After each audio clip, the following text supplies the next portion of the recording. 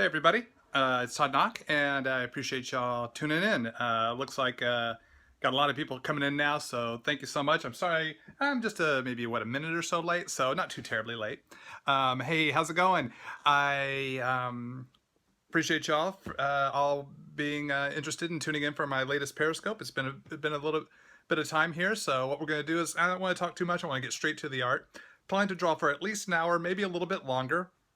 Um, so I've been asking everyone on different social networks on Twitter, Instagram, and Facebook to suggest characters, and a lot of great character suggestions. And one that I saw that kind of intrigued me that I've been wanting to try drawing is Supergirl. I might try drawing the CBS TV show costume, but we'll see. We'll see how things go. Um, but it'll give me a chance because a lot of y'all ask about how do you draw females, how do you draw action poses, how do you draw this, that, and the other. So I'm hoping to cover some of that here in this one character is my intention. So I'll try to chat while I draw and give some tips and tricks, and then I'll try to answer your questions. And I can't promise I can answer every question, but I'll do the best I can to try to catch as many questions as I'm able to and answer the ones that I am capable of answering. So it looks like we got so many comments here. I can't even keep up with them all. I really appreciate it. And thanks for all the hearts as well, people. That really, really means a lot. I really appreciate that support. So I'll try to keep up with you guys as best I can, and we'll have some fun drawing. So I appreciate all the compliments and all the greetings. Hello to all of y'all tuning in. We got about 116 people already so far. So I wish I could say hi to each and every one of you, but know that I appreciate all of y'all tuning in and all the support. So let's clip into the rig and get drawing. So. All right, so here we go. Got a fresh piece of artboard. A lot of people ask, what do I draw on? Artboard wise, I use Strathmore Bristol board. I like a smooth Bristol board. I also use Canson recycled Bristol board, as long as it's the smooth board. That is my favorite because I like how the ink, when I ink, the pen will move across the board nice and smoothly and create the smooth sort of line that I like in my style of inking. So let's see. Now what I like to do here is since when I pick a character I want to draw, I want to try to figure out that pose. So I'm going to do some quick sketches. Have I ever been to Australia, or do I intend to? I have never been to Australia. I'd love to come to Australia. I hear the Australian comic book conventions are awesome. So if you know who's in charge of putting on those shows, feel free to let them know you want to see Todd Nauck and his wife come to the con to be a guest. Con promoters like to know who the fans want to come and see. So if y'all want to see me or any of your other favorite creators, let those cons know. Bring these people out because they want to know who to bring out so they can get you to come to their show. So I'd love to come to Australia. I hear it's awesome and it's something I've wanted to do. London, I've been to London personally, but not as a comic book creator, as a convention. So I'd love to come to London as well. Same rules apply. Let your convention promoter know. Tweet to your local convention the creators you want to see come to the con, to their con as a future guest. So I'm just doing a quick little thumbnail sketch. I might do a couple of these little sketches to try to hone in on a pose. So I like to start with a head, then come in with the kind of the spine kind of line of action there. So and then working the shoulders, torso,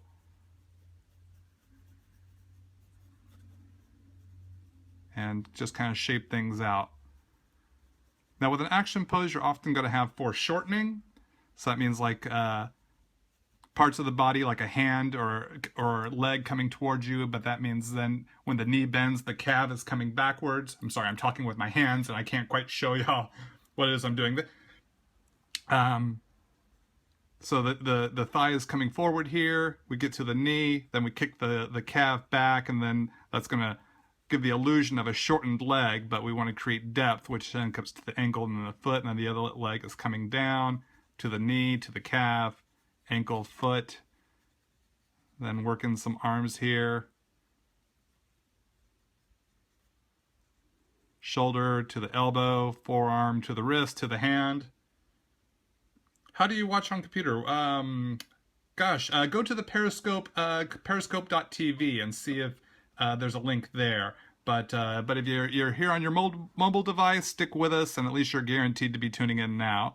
Not quite sure how to watch it on the computer, but I hear it can be done. I can also know that some people cast their Periscope viewings right to their TV. So there's also that possibility as well, which is pretty awesome. Whoa, a lot of questions just zoomed up there.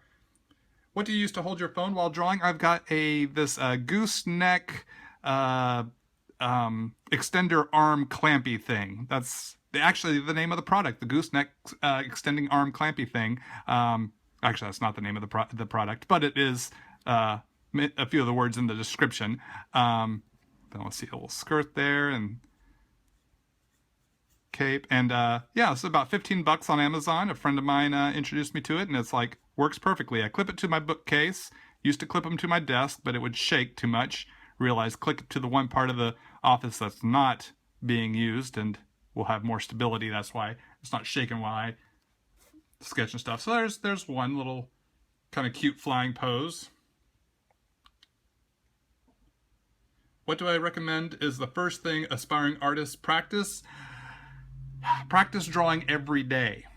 Draw every single day. And draw anything. Draw what you love to draw. Draw the things you need to draw, like the things that are difficult, that are challenges. But just draw. Just have fun. That's what got me and kept me drawing all the time as a kid. It's just that I had fun with it, and I still have fun with it. Sometimes I can forget to have fun, and I have to realign my focus. But have fun with it, and push through those challenges. So it depends on the type of stuff you like to draw. Are you an engineer? Then draw buildings and machinery and bridges and stuff like that. Are you wanting to be a comic book artist? Draw figure works, draw cars, buildings, machinery, bridges. Draw everything that exists if you want to be a comic book artist. That's pretty huge. But if you want to be in animation, storyboard and character design, all sorts of things. It all just depends on what field of art you want to go into. And as what you should be drawing. But for me, my biggest advice: draw every day. Don't let time slip by on you. Ever used brush pen versus multiliner? What is better for heavy-handed artists? I have used both. That depends on the heavy-handed artist and their style. I don't think there's one set rule there. I think it really depends on the look that you're trying to go for. So what works best for you? That's something that each artist gets to determine for themselves, really. So I really wouldn't be able to say what is better for a heavy-handed artist. One thing to do is learn how to lighten up that hand. That takes time and practice as well. So let's see, we got one here with her fist forward down to her forearms, elbows, shoulder, head, torso, and legs. One leg forward, one leg back. A little bit of power pose. Will this be on YouTube? I intend to put it on YouTube if everything works out right. I hope to get it on YouTube. I'm still 3 broadcasts behind in posting previous broadcasts to YouTube. My Deadpool, Colossus, and Kitty Pryde Periscopes have not been posted. Let's see, someone's having so many issues with anatomy, they draw every day. How long did it take you to finally I'm assuming get comfortable with drawing anatomy? It's a process.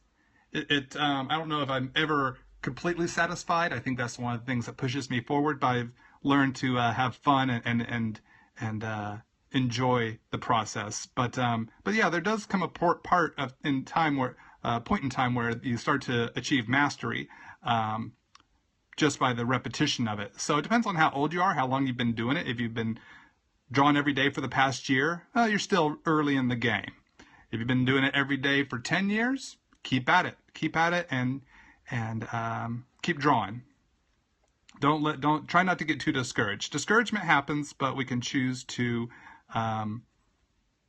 change our focus and get encouraged and find things that do encourage you and make the choice to on how you want your comic book art career or lifestyle, fan art, whatever it is, to go. You get to choose that. It's not always easy to do, but I think it's a heart thing as much as it is a head thing. We can learn a lot of things with our head, but we also have to learn a lot of things with our heart, especially as artists. I think many of us are those kind of people. Very, very, kind of got the emotions going, and we create from the inside, putting it down onto the paper. So, sorry, I got so focused on this this pose here, this gesture, that I lost my train of thought there. But I tend to repeat a lot of my thoughts a lot, so I'm sure I'll cycle back onto that again as well, that thought as well. Do I do more than just comics? I have done other stuff, but I love drawing comic books. Comics are my favorite thing since I was a 13-year-old kid, and so sorry, I gotta turn a fan on here. It's a little warm here in Southern California.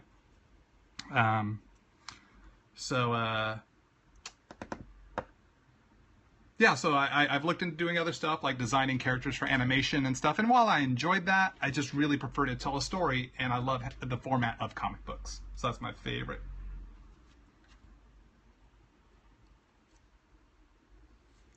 All right, so I've worked up a few thumbnails here, so sometimes that just kind of gets the brain going. Work on these gestures. Try to make a habit of doing these little gestures. If you're not used to doing this, try doing 5 a day. Doing 5 a day before you start your illustration. It's not going to feel easy at first. It's going to feel maybe kind of awkward or uncomfortable at first, but that's okay. Just give it a try. It'll challenge you to think in new ways and to draw in new ways, and it's a good practice to get into. They're called gesture drawings. Gesture,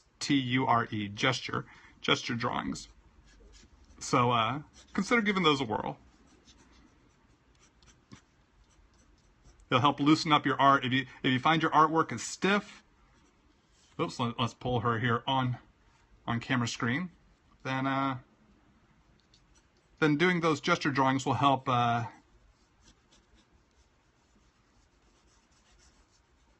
help loosen things up. You don't have to be perfect drawings, as you saw those little sketches. They're not perfect drawings, but that wasn't the intention. The intention was to find a pose, which of course this pose is nothing like those that I came up with, but it got me thinking in ways, and it was kind of one of those kind of flying backward pose, or she's coming in for a landing, or she's kind of moving backwards like, what's going on? What is the villain trying to do here in the city? I've just arrived on the scene, and now I gotta do some super heroics and whatnots.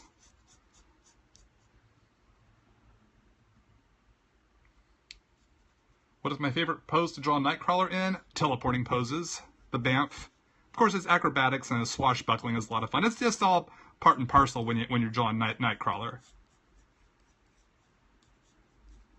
But I do like drawing him having fun. I think he is a very fun character, and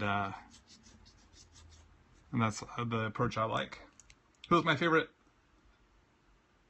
I don't even know how to pronounce that word. That one character. Who's my favorite male character? Booster Gold, I would say, is one of my favorite male characters.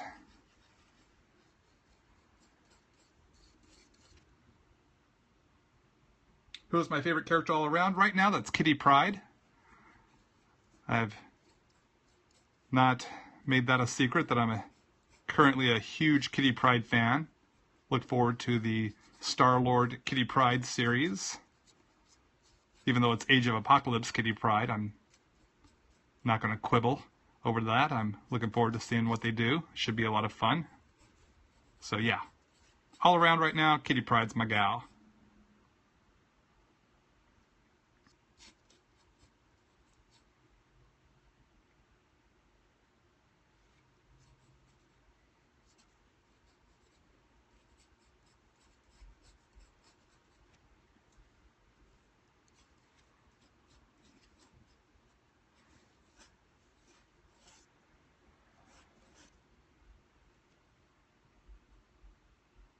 Any tips for new artists and networking?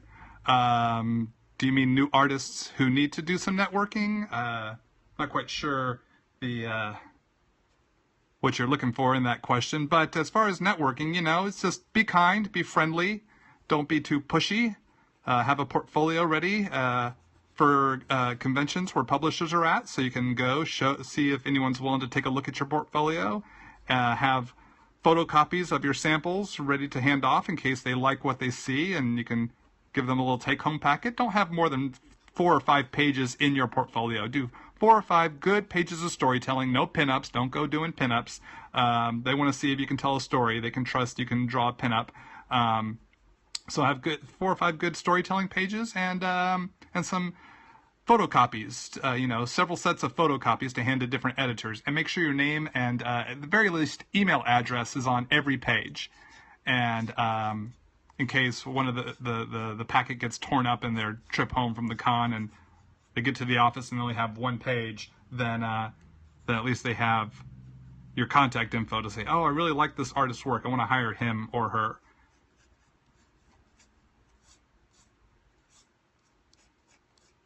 So that'd be a tip for networking for new artists.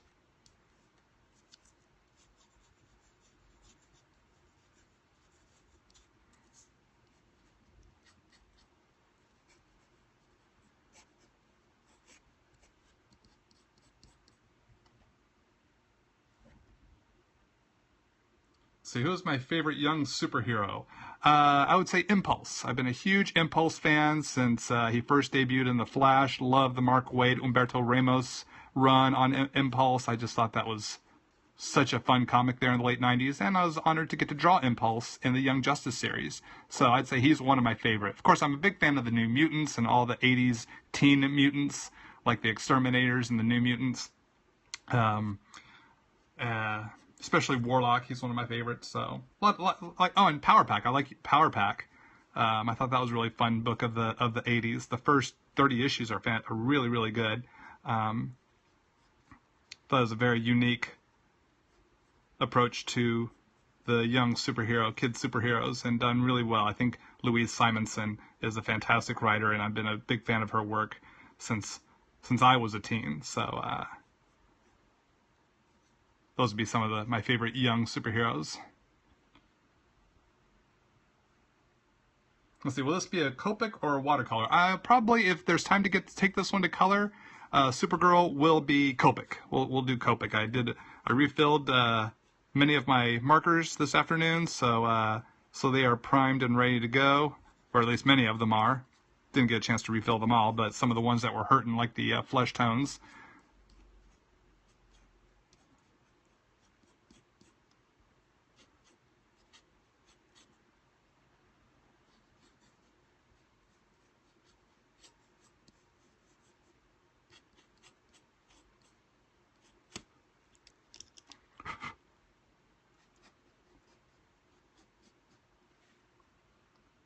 How many Copics do I own? Let's see, my convention wallet holds 72, plus my grayscale wallet is another 36, so that's 100 and I want to say 8, plus probably another 2 dozen on top of that. So I probably own about 130 Copic sketch markers. I'm a sketch marker guy. I know they have Chow and other brands of Copic marker, but I love the brush tip of the sketch markers, so that's the way I roll. Oh, sorry, this arm was off screen here, so I got the forearm down to the elbow, or the upper arm to the elbow to the forearm, and then the hand right there. Who are some of my favorite artists out there working right now? Oh my gosh, so many great artists. Holy moly. Where do I even start?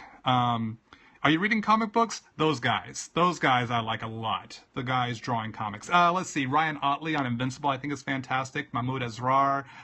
Let's see, Humberto Ramos. I've loved his work, like I said, since the Impulse days, actually prior to Impulse. Holy moly, who else could I say? Brad Walker is a great artist. Francis Manipul is fantastic. Marcus Toe is great.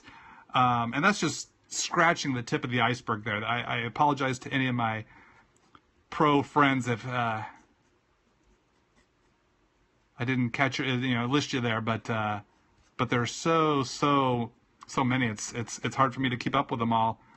Keep up with like my list. And what's fun is getting to meet everyone at the conventions. Greg Capullo, of course. Greg Capullo's artwork is fantastic. Really fun guy too. Got to hang out with him and his wife at the La Mole comic book convention in Mexico City a couple of years ago. We went sightseeing with him and his wife and stepson, and they were really cool, and we really enjoyed getting to spend time with him. And so, cool guy as well as incredible artist.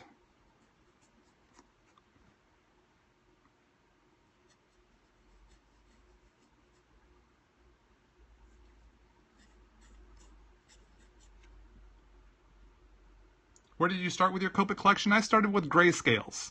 Saw so many of my fellow comic book artists doing grayscale commissions at conventions. I thought they looked really cool, and I thought I would give Copics a try. So I went and I purchased the even-numbered cool and warm gray. So I bought the 2, 4, 6, and 8. Just started with those, because Copics are a bit expensive. But so I just started with 8 markers that I felt I could afford to kind of just give it a test to see if I liked it. And of course, loved them right away. And from there, I got all the odd numbered Copics, grayscales. And then from there, started buying some colors. Get a red, a blue, some flesh tones, and then it just started to snowball. I was starting to fill more and more colors. And if you want to see which colors I have in my Copic marker collection, go to copiccolor.com/Todd Nauck. That's copiccolor.com/Todd Nauck. That's my Copic Color social network page, and I list all my Copic markers and refills that I have in my collection, so you can see exactly which markers I like to use. Yeah, that's a pretty cool site. I have a few pieces of art on there. Yeah, update some of those pieces. They're a little old. Holy moly, I can't keep up with all these questions. My gosh. Thank you so much for posting these questions, gang.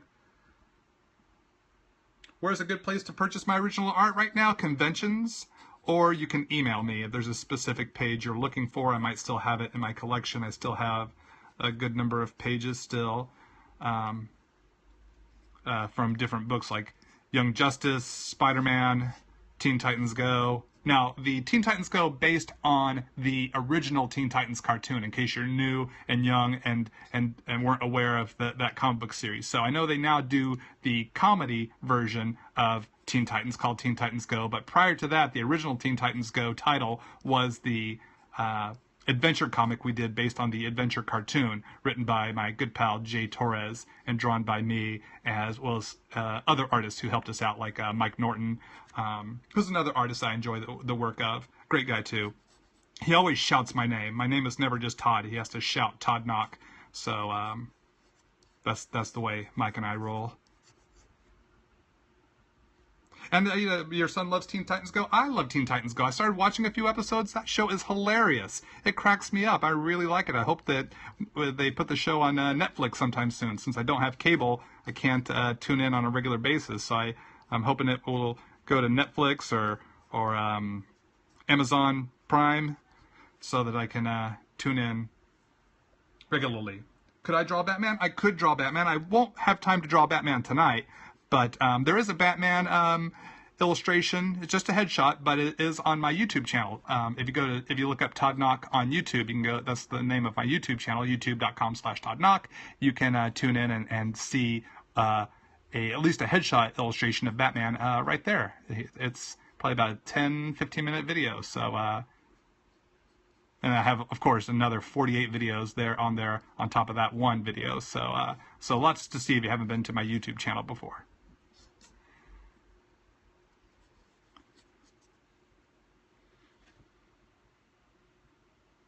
Who's my favorite sidekick? Oh, wow, that's a great question. Well, I guess Impulse would probably fall under that category since he is a sidekick to the Flash. But Tim Drake Robin actually would probably be my favorite sidekick if we go all the way back to the traditional, the first sidekick, or one of the first sidekicks being Robin. Loved Tim Drake Robin. Really great drawing him in Young Justice as well.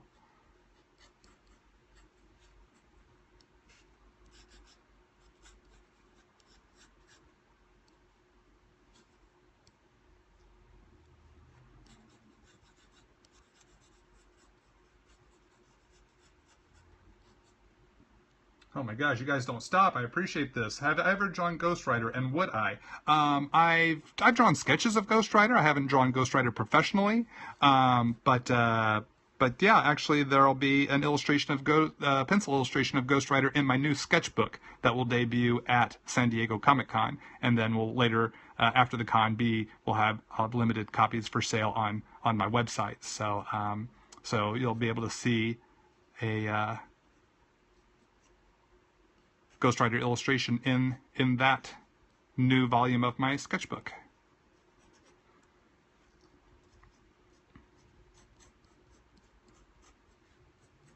All right, so as you see here, I just keep sketching, and hone in on the shapes. I'm not penciling too terribly tightly, but I want to make sure my shapes, and keep working this knee calf area here to make sure it's right. So I got the leg coming forward to the knee and then cutting down here like this. So it creates a little bit of not extreme foreshortening, but it is creating depth. Do I like to roam Artist Alley and pick up comics from self-publishing guys? Occasionally, if I see something cool that grabs me.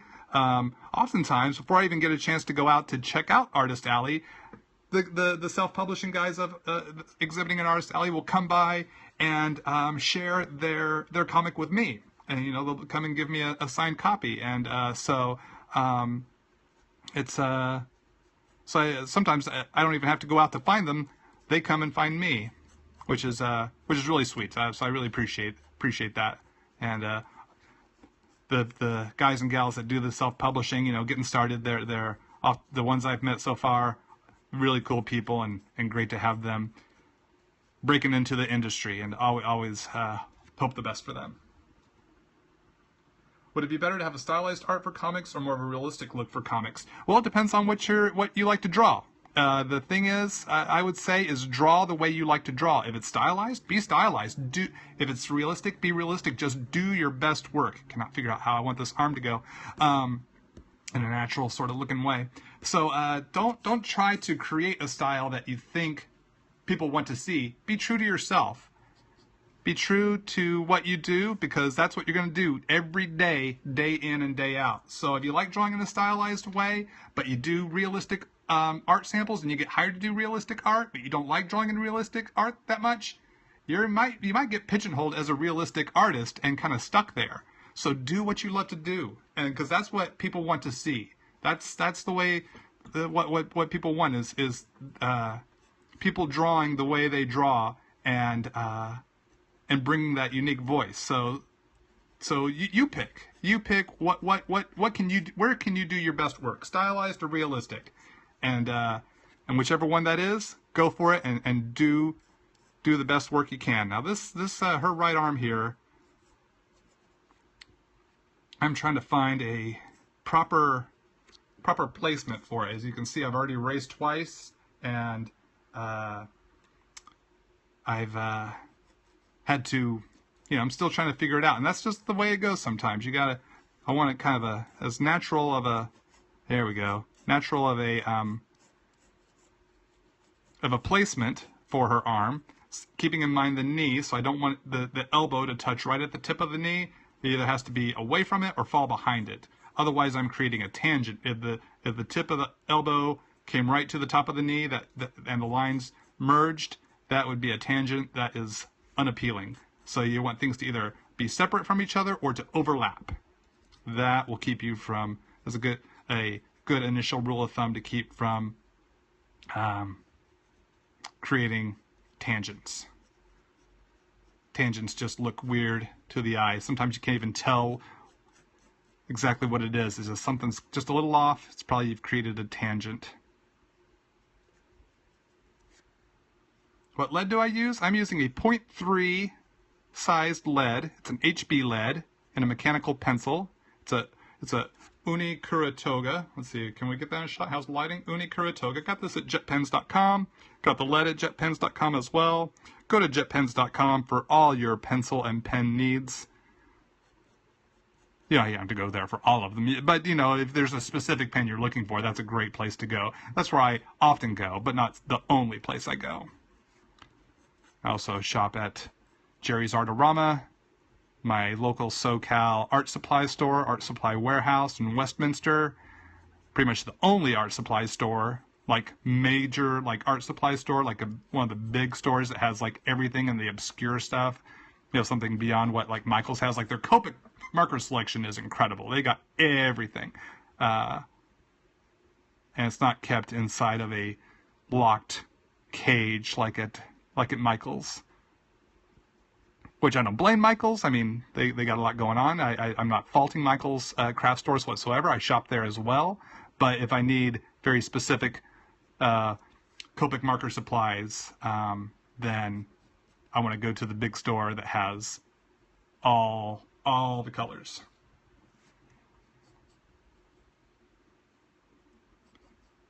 So now we're moving into the face here. I'm going to slide her forward here, maybe push the camera in a little bit. Oh, Daiso. Yeah, I go to Daiso for my zebra pens. That's the best place to get your zebra pens. Zebra brush pens, which I might use here on this illustration when I move into the inks here really soon, as I get the space kind of worked in.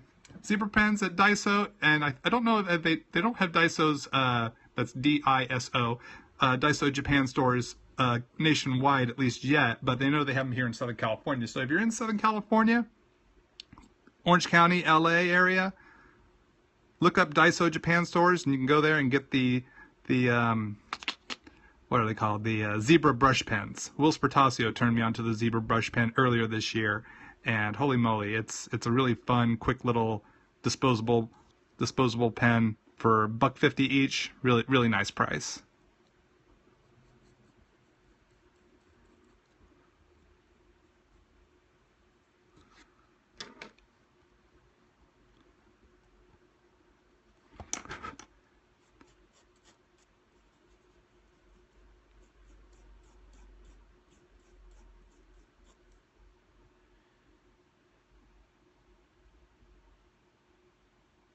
When I do layout for pages, do I draw small and then blow them up to 11 by 17? Yes, I do. I do my layouts at about size 1 inches by 2 inches. In fact, I can show you a piece of layout paper right here. It's right here in my, so my layouts, this is the size I do my layout. This is a page, I'll do a whole issue across here. In fact, here's some Nightcrawler layouts I was working on a while back. Gosh. Did this one back in December, so might have been working on a cover idea there or a print idea. So I will sketch things out, and I'll do storytelling at that size. Scan that in, blow it up, print it out in light blue, and then tighten up the pencils from there. So yes, I do draw my layouts small. Let's see. Let's get Supergirl back here on the board.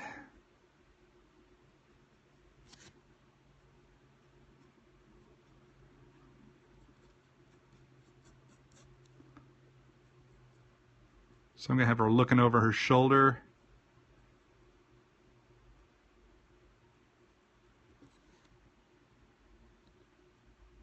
How often do I attend life drawing classes? You know, the art supply store that I go to, Art Supply Warehouse, does life drawing events on a bi-weekly basis. They do it every Wednesday night and Sunday afternoon. And I haven't been able to go on those days because my church used to meet at Sunday afternoons, so I couldn't go. But now that my church has moved to meeting on Sunday mornings, I have my afternoons free, so hopefully I can start visiting the life drawing seminars and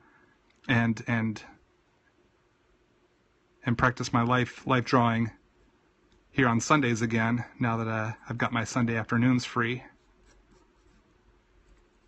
Until football season starts, and then I got to tune in to watch my Cowboys or other favorite football teams. But being a Dallas native, gotta root for the Cowboys because they're America's team. Family and friends, my extended family, my family who are not Cowboy fans, don't like that I call the Cowboys America's team, but truth hurts sometimes. Look it up. If you look up America's team, should still say the Cowboys. I heard it might switch to the Broncos or the Packers. The Cowboys have had it since I was a little kid, so maybe we need to share that title, but if we don't have to, then we won't. But Cardinals? Oh, you're a Cardinals fan? Right on. Patriots, congratulations on your Super Bowl win. That was quite a game there this year, the Super Bowl. I thought the Seahawks were going to take it there.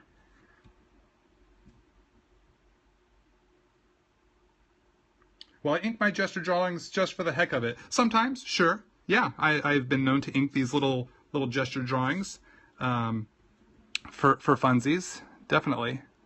All right, so I think we've got to, let me just kind of tighten in this nose here a little bit so that when I go to inks, her nose will, now I'm drawing in the bridge of the nose, so I doubt I'll ink in the bridge of the nose, just because I want her to not have a lot of lines on her face, but I want to make sure the bridge, the structure is good, or as good as I can get it to be. Have I used Prismacolor markers, and what do I think of them? I haven't really had many opportunities to use Prismacolors. I have a few, but I don't have like a set of them. From what I understand from the people I've spoken with that use both Prismacolor and Copic, is that Prismacolor markers do not blend. You can layer them, but you can't blend them. Where Copic markers, they blend in a very really nice kind of watercolor type fashion. And through the blending of those colors with a Copic marker, you can create new colors by layering colors on top of colors, which is a real nice effect, because I will take advantage of that and create new colors or new effects by the layering process. So unfortunately, I can't really speak to Prismacolors from my personal experience, but I can say what I do know about the Copic markers, and that they are, the blending feature is super awesome. And Copic markers are refillable and replaceable tips, so if you find you have certain colors you use a lot, like me, flesh tones, gray tones, black, certain blues and reds, I get refill bottles, and over the course of time they become more cost effective because I'm not having to buy a new marker each time. I'm just having to, I can just buy a refill bottle and get about 10 to 12 refills per bottle. So that's that really does make it cost effective. Haven't done the math on that and what that would break down to, but let's just say it breaks down to savings and leave it at that. Do I use Copic inking pens? Yes, I do. In fact, I have a set right here. Ba-bam, the SP multi-liners, a gift from a friend of mine at Copic, and they are incredible. I bought some refills for some of those pens. Am I self-taught, or did I go to drawing classes? Yes, that is absolutely correct. I am self-taught, and I also did go to art classes. After school art classes, and when I was in 4th grade, art classes in junior high and high school, went to the Art Institute of Dallas and studied commercial art and graphic design. But as far as it goes to comic books, I taught myself how to draw comics. Of course, getting critiques from editors really helped. So, but those were, once every 4 months for me back in Texas when I'd go to the Dallas Comic Book Convention. So let's try dropping some inks in here.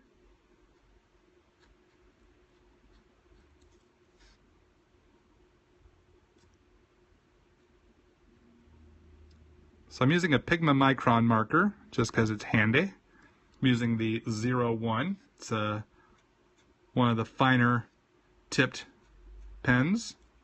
But I want to keep this hair nice and light. I don't want the lines to get all too bunchy and clumpy, which are two of my favorite rejected dwarves.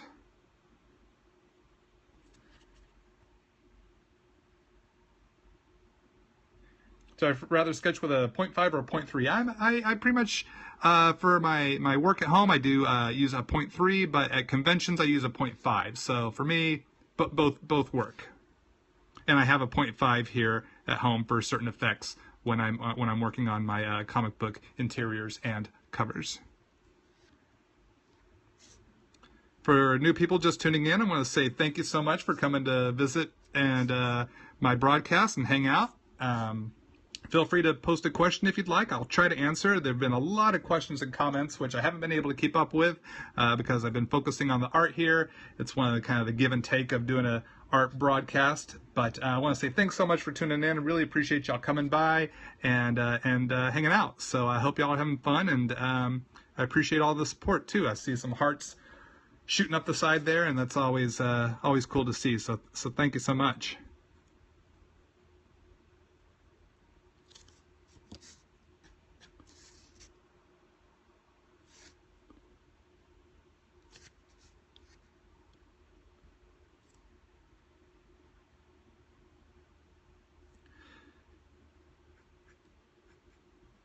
See, how do I practice my line work so it doesn't look sketchy? Yes, yeah. I mean, over the course of my career, you know, practicing my inking. I mean, I didn't ink my comics, my professional work for the first 15 years of my career. I worked with an inker, a great guy named Larry Stucker. You might recognize his name from the Young Justice comics I used to do, as well as so many other comics. We both met at Rob Liefeld's Extreme Studios back in the early Image days. We were both young artists that were discovered by Rob. So he was my inker, and an inker for a long time until he retired from comics to pursue a career in web marketing. So then I started to really up my inking game and try taking on the inking chores to do my own inks, and which I love doing. Pardon me. But it just took a lot of practice. It just took a lot of practice to get comfortable with the. Can y'all hear that car alarm? Was that a car alarm going off there? To get comfortable with the inking tools and my hand skills to you know, put the lines down on paper. It continual practice. There's just no getting around that aspect of the. No matter what it is we're doing in our art, we're gonna have to practice, whether it be pencils, colors, inks. Always something new to learn and new things to master.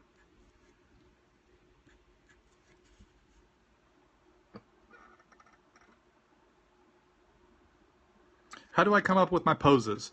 Well, that's a good question. How do I? You know, it's, I think it's just something, it's just, it could be a variation of a lot of different factors. And one, that I've been reading comics for a long time, and you just kind of know how superheroes move. You know, how they fly, how they run, how they jump, how they punch, how they, you know, stand. So there are those kind of classic poses, you know, Superman with his hands on his hips and his, you know, wide stance and being heroic. You know, that's a classic pose. Or flying at you sort of pose. Or Wolverine popping his claws is a classic pose. So having seen that a lot, they're all kind of just cataloged in my head, and then I just kind of do my variation of it. Another part of it is I kind of act it out. I act it out in my head. I see the character moving, and then I freeze frame it. And then I figure out how to get that down on the paper. Sometimes it's a little challenging. If you're new to this video so far, this arm here, I took like 6-7 different attempts to get this arm in the right place that looked, you know, as natural as I could get it for this illustration. So sometimes it's just working it out. You got to work it out. Figure it out and work it out bit by bit.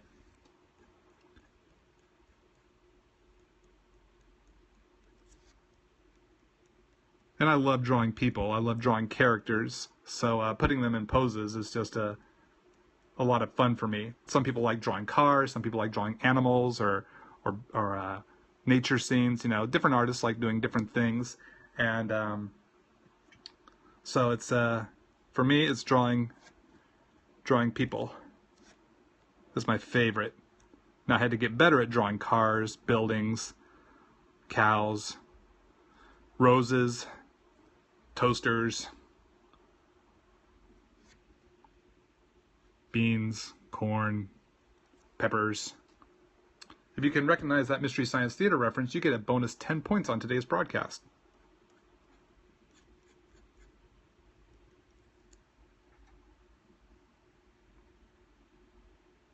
Anatomy-wise, who are your influences? Loomis, Bridgman? For me, I am a Hogarth guy. I'm a Byrne Hogarth guy. That's That was the anatomy master that we studied at my art school back in Dallas. So I like those other guys, but I did most of my study with Burn Hogarth, Burne Hogarth. If you're just now hearing about that guy, he does a book called Dynamic Anatomy, Dynamic Hands, Dynamic Clothing or Cloth, something like that. A lot of dynamic. He's the one that has dynamic in every title of his books. So let's see. I'm going to switch over to my zebra pen using the finer point here for some more of my contours.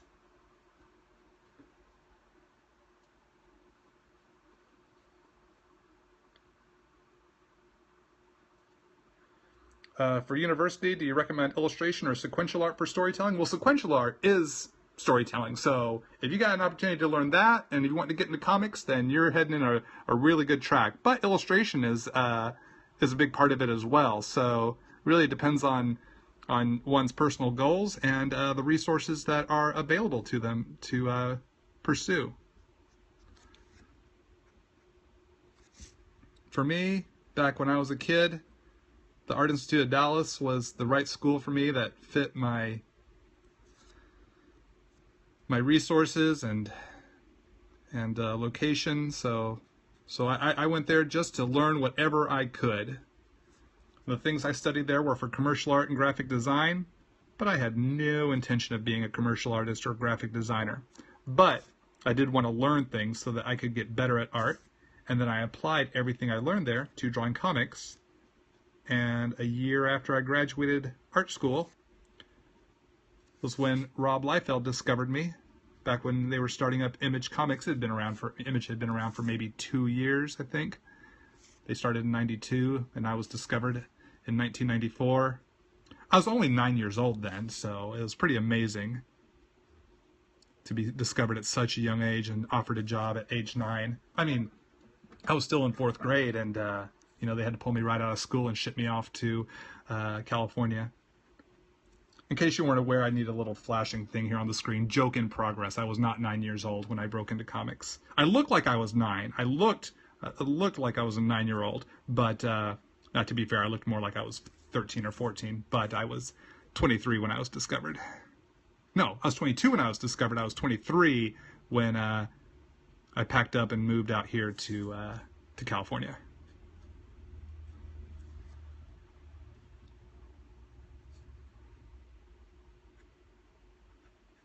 And really, no matter where you go to school, take what you can learn, you know, apply what you can learn and to what you're doing. Because that's what I did for the 2 years while I was at the Art Institute graphic design program. It's a 2-year program all year long. And I just applied what I learned there to drawing comics. They were not teaching anything about comic books at that time. I don't know if they teach anything about comics nowadays, but at least now they have the animation and video game course, which would lend itself to comics because you're doing storyboards, you're doing character design, things like that. So I had to be a real self-starter and apply what I was learning to my chosen career path. There was no one there to kind of really hold my hand and help me out too terribly much. But I was able to apply what I learned, whether it be life drawing classes, perspective classes, design classes. I was able to apply that to comics. And that helped me get a little bit better. And then a little bit better on top of that. And a little bit better again until I got good enough to score some of my first jobs.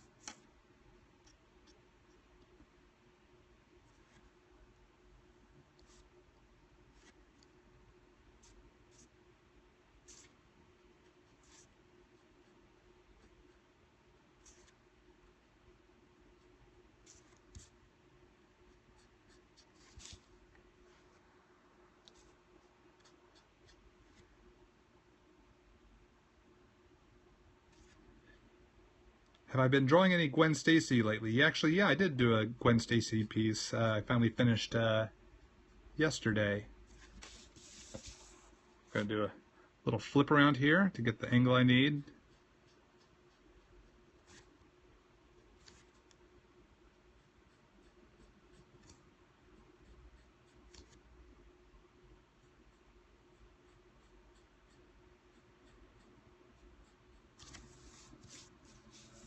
When are you and Peter David working together again? When are we working together again?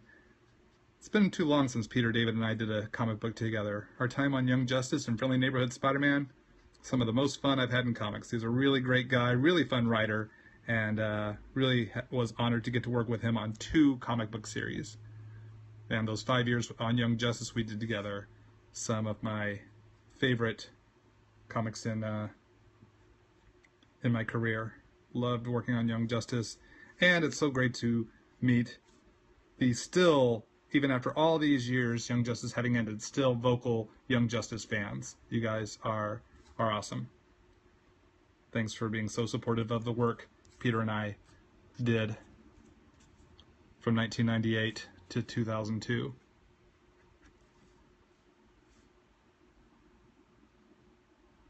Would you say you absolutely need to go to college to get good enough for comics? You know, every artist is different. Every artist is different, so it really depends on the artist and where that artist's skills are at. So can't say that's a say one way or another because, like I said, every artist is different. So.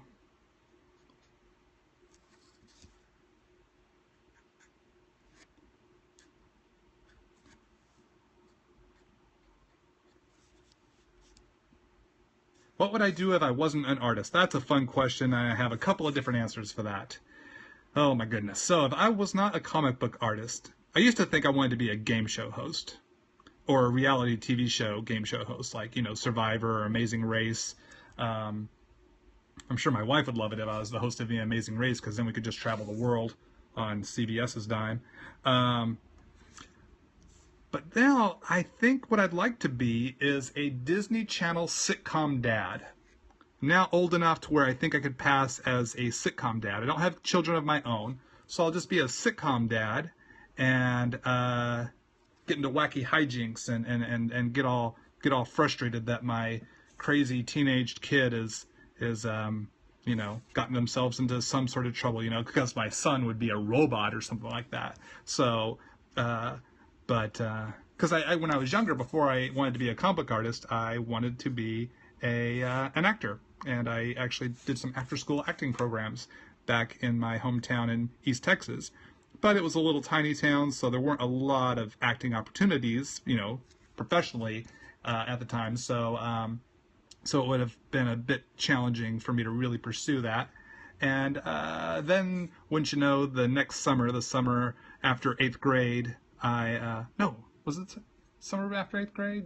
No, it was the summer after 7th grade. We had moved out towards the lake, and we were back out in the country, and I got into reading comic books, and that really started to steal me away. And by my freshman year of high school, I realized I wanted to be a comic book artist, and so that put all the acting ideas way off the map, way off the burner there. I decided I wanted to be a comic book artist, and so now I act through my characters on the page. And sometimes I overact through my characters.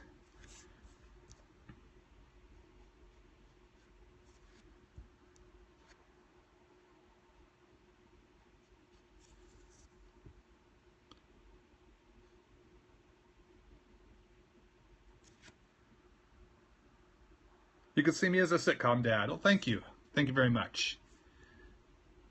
I gotta finish coming up with my treatment for my new sitcom pitch to Disney Channel or Nickelodeon. I could go either way. And the sitcom where my son is the robot, and I patterned him to look like 14-year-old me, so it causes confusion. Because then there's time travel that would be involved in this sitcom as well. So I'm joking. I'm not planning on well, who knows? Maybe I am. You know what? I am going to do that. I am going to do that sitcom. Who am I kidding? You guys are hearing it here first. When I retire from comics, look for me on your cable stations as sitcom dad. Because the jokes I've been telling here during this broadcast have been, some of the top of the line stuff. So that's just a taste of what you'd get on my sitcom, which I need to come up with a title for. Or I'll just call it Sitcom Dad. What superhero would I like to be? Oh man, wow. Oh, that's a great question. Well, what superpower would I like to have would be one thing, because, like being Spider-Man would be cool, but being Peter Parker is a pretty rough life. One, you get your uncle killed by accident. Two, you're always getting your aunt in danger. Three, you get married to a gorgeous redhead, and then you make a deal with the devil to save your aunt, and then you're not married to her anymore. And then you get cloned. But you could be Superman and have this incredible powers, but your whole planet, blows up and you lose your family. But, you get adopted by nice people in Kansas. So all this to say, I would probably want to be, I don't know. I don't know who I'd want to be. Oh, who am I kidding? I'm a big Booster Gold fan. I'd want to be Booster Gold, who is the sitcom dad of superheroes. So let's just ponder that for a little bit. I don't know if he's the sitcom dad of superheroes. I'm just throwing that out there. Oh, title Knock Knock. Would that be the title for my my sitcom, Knock Knock? That's a very 80s flavored title there. I can appreciate that. Not your average lack. How about the School of Todd Nauck? How about that? Do you use pen and paper, or do you use Photoshop, Manga Studio as well? I don't use Manga Studio. I do use Photoshop for like my layouts, like when I scan them in and I want to transfer them to the larger board. I do use Photoshop for that. But I do not draw into Photoshop, no. But I'd love to try drawing, into Manga Studio and some of those programs. The stuff looks really cool that I see my buddies coming up with. So I would love to give that a shot. Wow, the camera angle here really elongates everything here. So if we were to hold this a little more straight, I could zoom out. I forgot I'm not working on the face anymore. We get a more of a straight-on shot. The length isn't quite as exaggerated as when the phone is tilted. All right, so let's work on this hand over here. Oh my gosh, we've already been going for an hour. Well, we'll go a while longer here. Very least get the inks done.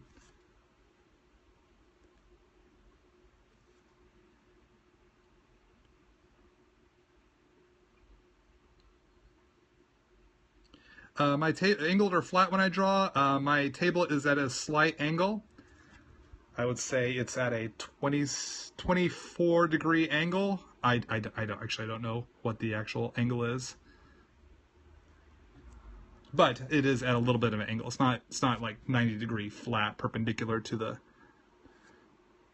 table legs or parallel to the floor. See, math pays off, kids. Stick with that geometry.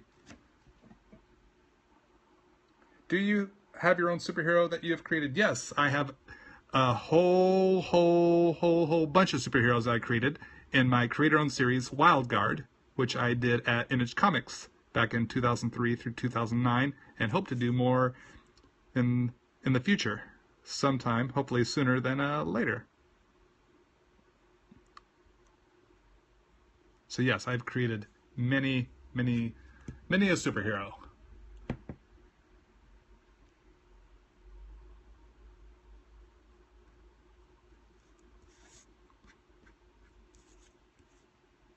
What's my favorite paper to use? Strathmore Smooth Bristol Board, also Canson Smooth Bristol Board are my two favorite brands of illustration artboard to use. Whether it be for commissions or for my finished interior. Oops, so we got this. I'm going to put a little bit of the leg here. Now I'm not going to draw in the entirety of this leg because the placement of Supergirl here, zoom her out just a little bit, the foot would go off the edge of the paper. That would look weird, so I'm just going to go about half calf. Never want to cut your characters off at the knee or at the ankle, at any joint. That looks weird. So you always want to stop your illustration or crop your illustration at the midway of that limb. It's just more, it looks just better design-wise. We'll just leave it at that. It's better design-wise. Now, it would have been even better design-wise if I had angled her up here, put her up here a little bit further so I had room for that leg down there. But this is live TV, people. Working without a net. Without a net. A net couldn't make it. So, see, more jokes. This is the kind of jokes you're going to get in my sitcom. Knock Knock, Who's There? School of Todd Nauck's. The Todd Nauck sitcom with his robot son. Corky, or I don't know. We'll come up with a name for the kid. Of course, my daughter as well. And then my wife would have to play my wife. We're a comedy team. We're a comedy duo. If you've met us at cons, you know that there is no other woman who could play my wife other than my wife. Naucky Jr. That sounds good. Naucky Jr. Knock 2.0. Okay. I'm the One Who Knocks. That's the name of my horror movie. I'm the One Who Knocks, about the ghost that comes and knocks on the door and then kills you in some scary way, like that happens in those horror type movies. Now let's see. We need to get the face going. First, I'm having too much fun chatting with you guys. I'm not doing the drawing I've been hired to do. Get some fingernails on here. Hope you guys are having a good time. Thanks for posting all your comments and questions and posting likes. I appreciate that. Oh, I still have to get her cape done and then the S. So if all goes well, I should be able to post this on YouTube. So if you're just tuning in, hopefully this will go on my YouTube channel, youtube.com/Todd Nauck. If you're new to my work here during this broadcast. Using the 0.1 Pigma micron here, I need that fine tip for her eyelashes and her facial features. Do not want a thick line that a thick pen that does not give me the option of the thin lines that I need. I can build up a thin line or a thick line with a thin pen, but it's very challenging to get a thin line with a thick pen. It's easy to add ink to a page, very difficult to take it off. So that's why I use the thin pen here.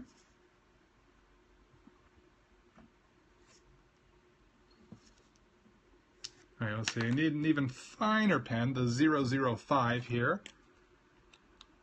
If Rob Liefeld brings back Newman, would I do it? I'd be more than happy to talk to Rob about that. I loved working on that series with Eric Stevenson, and back in the day when I first broke in. So I'd definitely be up for discussing possibilities. Always open to discussing possibilities. But Newman was a lot of fun to draw. Do I have a sketchbook and how much? I do have a sketchbook. I have my 2010 sketchbook that's on sale at toddnauck.com. And I've got a brand new sketchbook, a full color ashcan sized sketchbook that will debut at San Diego Comic-Con next week. Be the first place that you can get that sketchbook. Is at San Diego Comic-Con at my table, II02 in Hall G at Artist Alley. All this information's on toddnauck.com. And then after the convention, I will have a number of copies for sale on toddnauck.com of my full color. The sketchbook for sale on toddnauck.com right now is black and white. The one that will be for sale next week at San Diego and then later on toddnauck.com will be full color.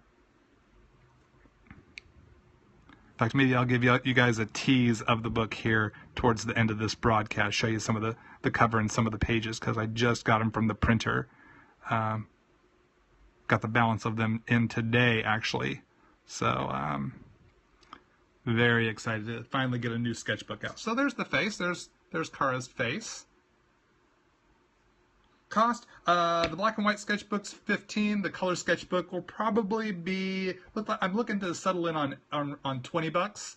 I doubt I'll go more than that, so, but don't hold me to that, but shooting for 20, no more than 25. Who publishes my sketchbook? I do. I hired a printer to print them up, and I am the direct source of getting my sketchbook. You can't buy them in comic shops. You can't order them on Amazon. You can only get them through me. So stay tuned to toddnauck.com. Subscribe to the RSS feed so that you can get an email notification when I do a new posting on my website, whether it be my new projects I'm working on, new conventions I'll be appearing at, or when I post my sketchbook for sale. Like I said, which will be probably the week after Comic-Con is when I'm hoping to get that up and running. Got to talk to my web guy about getting that commerce link put together and put up. So hopefully I can get those up as soon as possible. If it looks like it's going to take a while, I'll put handfuls of them for sale up on the eBay so that people don't have to wait too long. And we can keep those sketchbooks moving. Get them out there to those of you that are wanting to pick one up. Will I be at my table preview night of San Diego Comic-Con? Yes, I will. I'll be there for most of the night. I won't be there the entire night. I'll probably leave a little bit early because at 9 p.m. at Bar Basic in downtown San Diego is Gabe El Taib's second annual comic kickoff party to benefit the Hero Initiative, where myself, oops, I bumped my phone there, I apologize.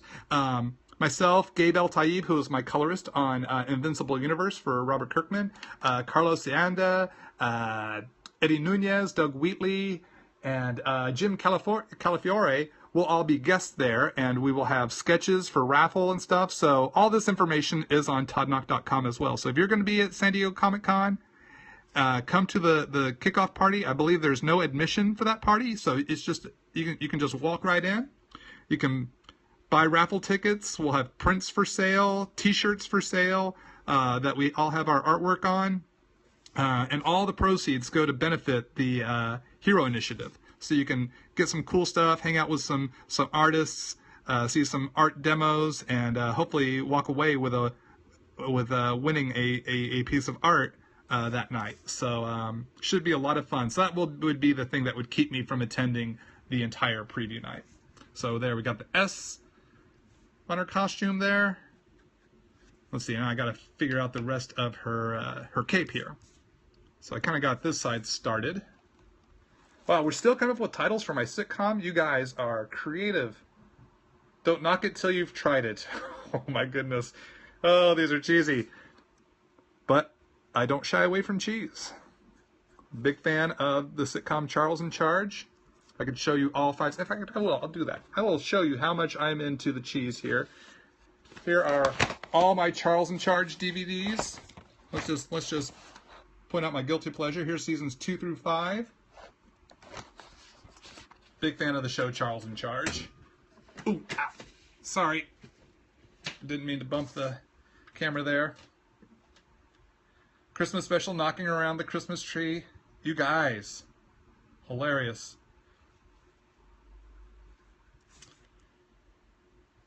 Now, what I don't like about the DVDs, let's just talk about the Charles in Charge DVD here for a quick sec. First season, all the episodes are in order that they aired. So you get them in chronological order. Seasons 2, 3, 4, and 5, the syndicated seasons. Season 1 aired on prime time on CBS. Seasons 2 through 5 aired as a first-run syndication series, which meant local stations would purchase the episodes to show on their local channel. Which, and they would air on, weekdays at 5 or Saturday afternoons at 3 and 3:30. Well, all those episodes on the DVD are all out of order, so they don't make sense with some of the ones that, happen chronologically. So halfway through the seasons, they're talking about the school year starting. And it's like, well, the school year should have started around episode 1 when the series, season started in the fall or whatever. So it's a little annoying. Like season 3 starts with the Christmas episode. And I don't think the season 3 started in December. So that's I've noticed some little continuity errors there. So that's my one minor gripe of the Charles in Charge DVDs. I do not believe they put them on the DVD in chronological order. Like any of y'all cared about that information. Like that has any bearing on your guys' life. But just something to be wary of.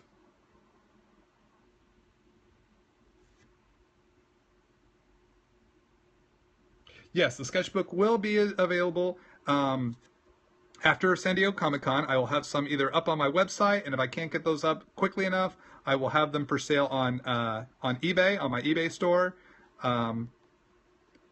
So I will definitely do my best to make those available to you guys to get one.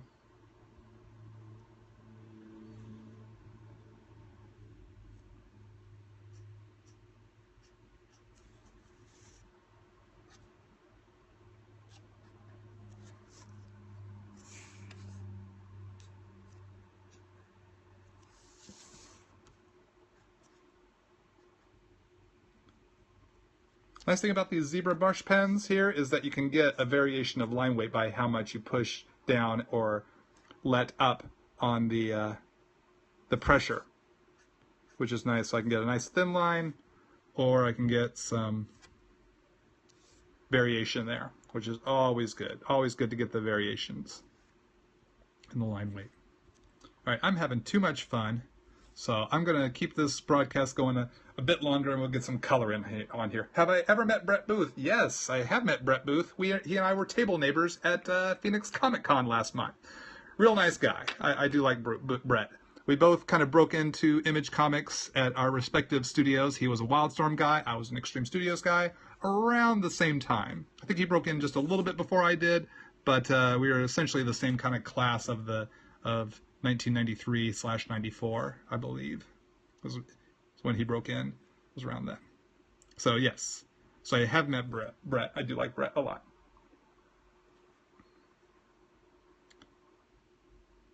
Okay. So let's do some erasing here. I'm using my Staedtler Mars plastic eraser. Not bearing down too hard, but just enough to take off the pencil lines and not pull up the ink. Some pens will do that. You erase and then you get your ink graying out.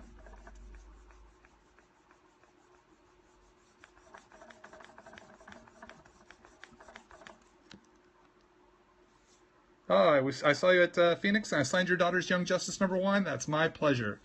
Thank you for introducing your daughter to Young Justice, or I'm glad your daughter was interested in reading Young Justice.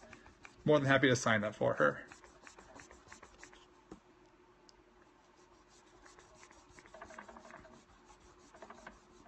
Do I ever use a kneaded eraser? I haven't used a kneaded eraser for a long time. I'm not against them. I just have never really used them all that frequently once I left art school. I used them a lot in my life drawing class. Send this to CBS. I should send this illustration to CBS. You know, that would be a good idea. Sorry, I'm just dusting off the eraser shavings. I could send this to CBS, and then they'll love it, and they'll say, we want you to be involved with the show somehow. And then that gives me the in with CBS. That will help me fast track my sitcom. Man, if I can get my sitcom on a primetime network, I'm going to make so much more money than I would on a cable channel. So, good idea. I like the way you're thinking here. So yes, I'm going to fill in the blacks here on the back side of the skirt. Would I ever do tutorials on hair? I've never thought of doing a tutorial solely on hair, but a lot of the characters I have drawn have hair. You know, there's someone on my YouTube channel where I'm drawing hair, so you can see like who would I have on there? Rogue and Rose Tyler and Nightcrawler. So there are characters that I have drawn hair on my YouTube channel. So hopefully that would help. All right, so like I said, I'm having too much fun hanging out with you guys. I really appreciate y'all hanging out and chilling with me. Do I ever use indie ink? Yes, I do. I got some FW ink here, acrylic artist ink. I'm not sure. I don't know that you'd say that's exactly indie ink, but it serves the same function, same purpose. It's a very, very. All right, so I'm making a mess over here. Very solid sort of ink there when I use my Croquill nib, or I fill in a big section of black. Which brush pen was that? That was the fine-tipped zebra brush pen. Right there, zebra, right, it says right there. Pardon me. You can get those at Daiso Japan stores. This is the fine tip The gray is the medium tip, and black is the broad tip. So these are the three they sell at Daiso Japan. Or at least that's where I get mine. You can also get them at jetpens.com. All right, so let's put some marker down on here. Got my test board here just to. This is what I was using to test to see which markers need a refill. When I see my marker doing this with the broad tip, I know it needs a refill. If I'm getting nice flat color there, I know that we're okay and I don't need to refill it. But see here, I just need to refill some of my blues. I like to make sure all my pencil lines are erased before I put down my Copic marker, because once I put down that Copic color, it's going to lock in that pencil line behind it. You cannot erase it away. Yes, a zebra. Zebra as in the animal, the striped animal, zebra brush pen, Z-E-B-R-A, zebra. Oh, what comic inspired me? I missed your question there. That looked like a fun one. Please feel free to repost that. Which comic inspired me? Could you type that out again? So sorry. So I like to start with under the eyes first. Travel down the bridge of the nose. See, I didn't draw the line of the bridge of the nose, but knowing where that bridge was, and even though I erased that pencil line, gave me the guide. I can see it in my mind's eye, my memory, that would be where the bridge is for my face there on Kara. So what comic artist inspired you in your work? Ah, man, classic question. I get some of these eraser shavings out of the way. Real easy for me. I mean, I've been inspired by so many creators over the many years. But the ones that influenced me the most, I would say are, and I've said, I guess, in a number of videos, appreciate you asking here, Arthur Adams, Rick Leonardi, Walter Simonson, and Alan Davis. Those were the guys drawing some of my favorite X-Men books when I was a kid. And they were the ones that really influenced me and inspired me as a teen artist, and still love their work to this day. In fact, I was looking at my Twitter feed, and there's a sketch posted by Walter Simonson, and my wife says, "What are you looking at?" I'm going, "Uncle Walty," and she's like, "What?" And I go, "Oh, a picture by Walter Simonson." She goes like, "Oh, okay." So that's how much Walter Simonson has influenced me. But in my mind, I've nicknamed him Uncle Walty. Hopefully he won't mind that. I mean it with all affection and respect.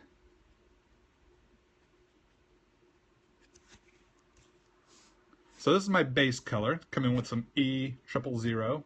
That is not showing up on the camera very well. E000. So this is just my light base color, just getting things started. Oh, got the hand here. Don't like that Periscope only lets us do portrait in our videos. We can't do landscape. I'd much rather be shooting this in landscape.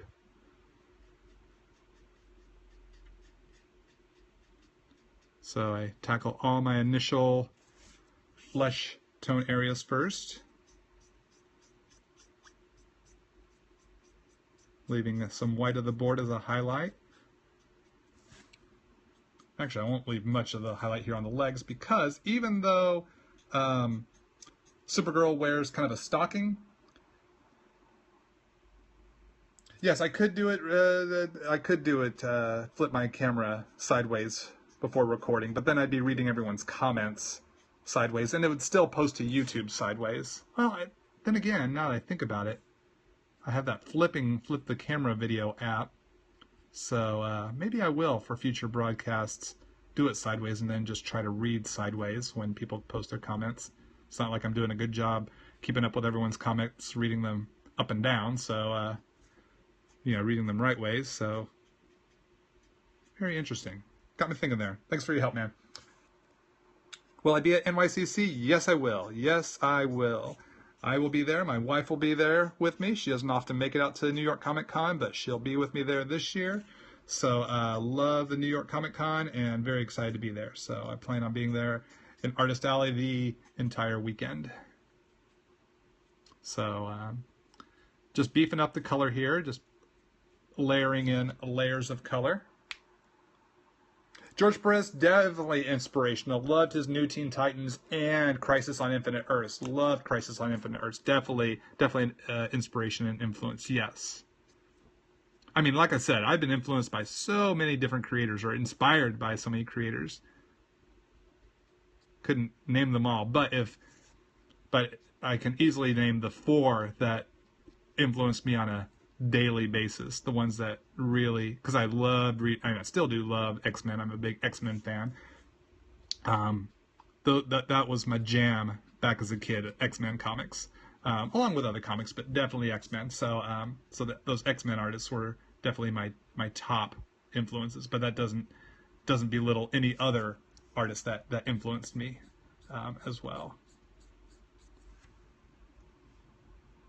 Do I want a Padawan or apprentice? I don't know. Some of those Padawans, they can go nuts and like just slaughter a bunch of other Padawan children. So there's that Anakin dude. I don't know. You know, it can be dangerous. You just never know who you're going to get when you take on a Padawan.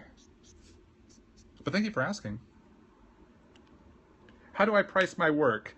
That's an interesting question. You know, there's so many different factors. I don't know if I could go into them here on a Periscope broadcast. Please be your mentor. I appreciate that. Thank you so much. You know what? Just watch my videos, and hopefully you will glean the knowledge you desire. So coming in with some R20 here to put some rosiness in her cheeks, and I want these on the tip of her nose.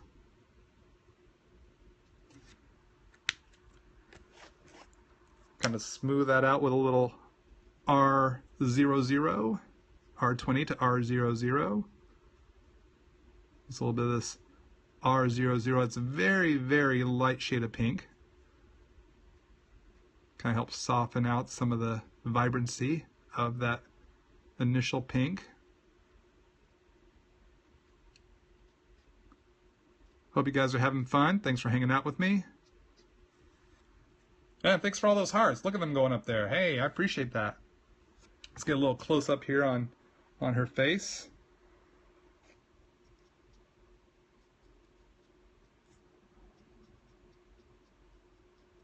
One thing I have to consider is learn the shapes and angles of a face. From the, where's my, oops, sorry, didn't mean to I got my camera so close to the R. I'm probably maybe like 4 or 5 inches away from the R here. So the angles of the forehead to the behind the eye, down the bridge of the nose, the tip of the nose, the cheek, the philtrum. That's called the philtrum. That little trough between our nose and our lip, that's called a philtrum. So the philtrum, the upper lip, this little area between the cheeks and the lip and the chin and the bottom of the chin and how it angles to the top of the chin, under the lip. So considering all these different angles of the face helps inform how I place color on those different planes to create dimension to her face. So it's not all just flat. So her face hopefully has some semblance, this is the E00 again, some semblance of dimension and shape, and gives the illusion of 3D.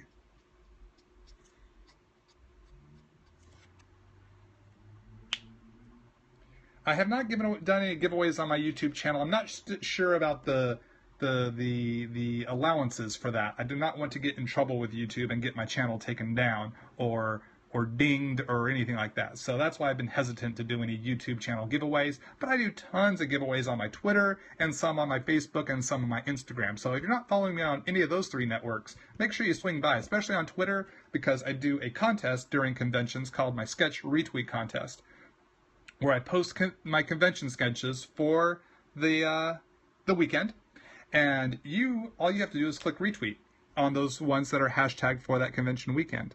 So now I'll get back to that on. Actually, more info of that is on toddnauck.com. So swing by toddnauck.com after the broadcast. Go down a post or 2, and you'll see my San Diego Comic-Con Sketch Retweet Contest. I'll have all the rules and info and explain how you might be able to win an original head sketch from me over Comic-Con weekend. And I do that for pretty much every convention I'm at. So you don't have to attend the convention to participate. You just have to have a Twitter account. All right, so now I'm working on the blonde hair. And this is a technique I discovered I believe it was late last year or earlier this year. I think it was earlier this year. In the past, I would just take shades of yellow and create blonde, and that usually works.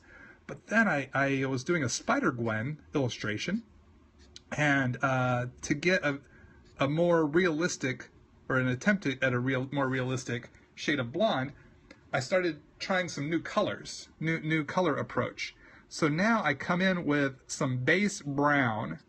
It's a E84. What does Copic call this? Khaki. I'm using this shade of khaki as my base.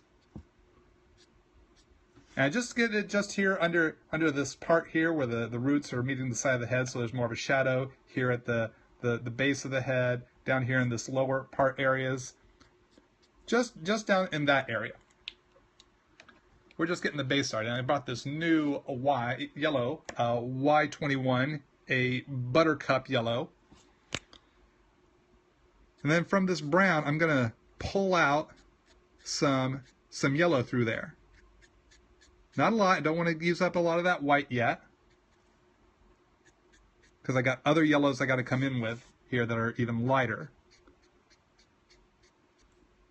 Because if you look at a person who's blonde, rarely, I mean, unless they're like platinum blonde, it's not like yellow. It's not like canary yellow. And canary yellow is fine for, you know, a very cartoony sort of look, but if we want to get into more of a realistic hair color, I started to really study the browns that are in there, that are inside of a blonde's hair. Especially the TV Supergirl, her hair has a lot of brown in it. So once I started layering in some browns there, it started to become a little bit more natural looking. So now I'm coming in with the lightest yellow I have, a Y00, aka, what does that say? Barium yellow. Barium yellow. Whoops, sorry. Like I said, this camera's really close to the artboard.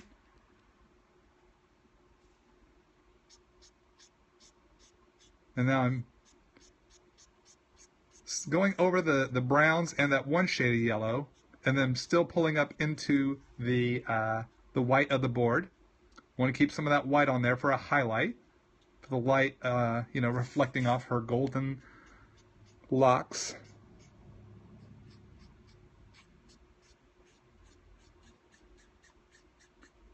So by smoothing, by blending these colors, you can see that brown I put in, it's lightening up. It's not as dark, it's not as heavy, but it's still giving us some nice shadow and shade.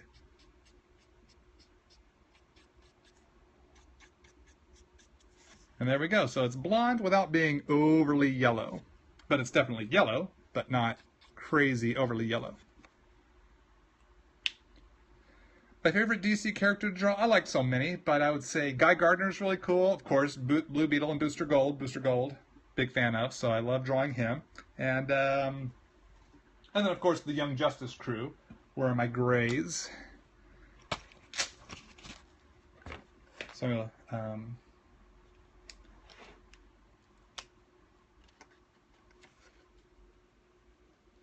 gonna put in some gray here, some warm gray. This is a warm 01, getting a little shadow underneath that part of her hair there.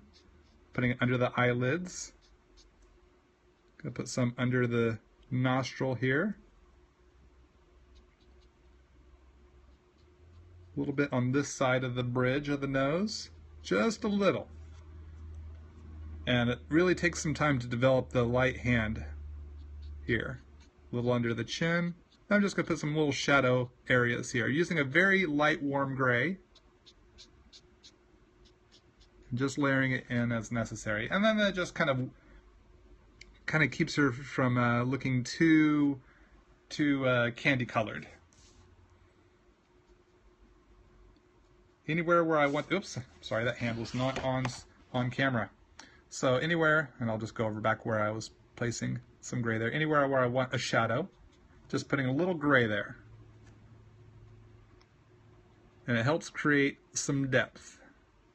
You want that depth. Come over here to this hand, on this side of the knuckle, underneath that thumb, here on the palm, down the wrist a little bit. on the knuckles there, and then. What was my favorite commission to draw? Oh man, great question.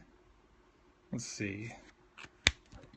I want to darken this up a little bit because, and I'll get to your question here in a moment about what was my favorite commission to draw. So what I'm wanting to do here, because the current Supergirl's costume is she's wearing kind of, I never know which is the right term, stockings or leggings, or I guess they'd be stockings, I guess, because they're not opaque, they're kind of translucent, so they're so I guess that would fall under stockings. Anyhow, I want, just putting an initial shadow there. Now, if I look at my reference here, I have Supergirl TV show reference here on my iPad. If we look here, her thighs are darker than, say, her face or her neck, so she's obviously wearing something there on her legs, and it's kind of a warmish brown. So I'm going to take a little bit of a darker warm brown, but I want that flesh color underneath, so that when I come in with my warm gray,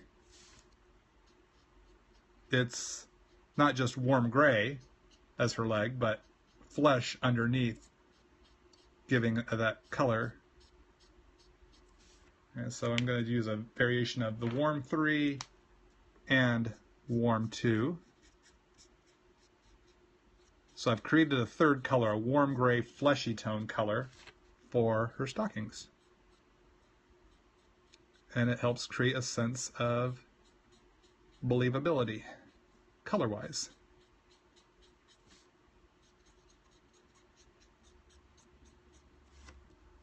But I've got a darker shadow here and here to help create some depth.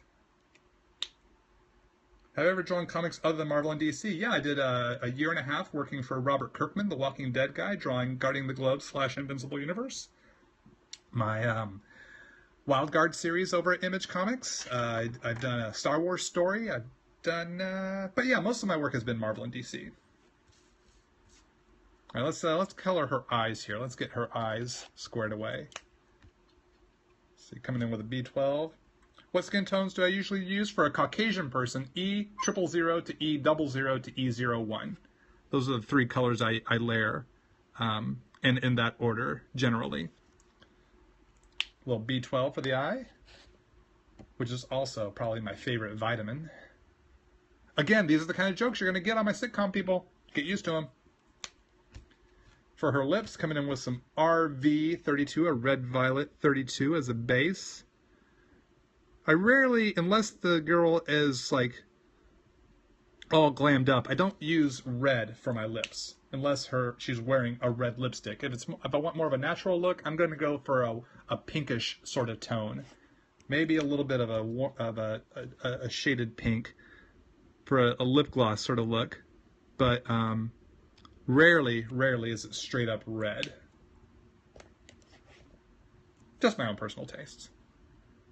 Nothing against it. Now let's put a little bit of cool gray on her eyelids just to give a hint of an eyeshadow. Using a cool 2 here.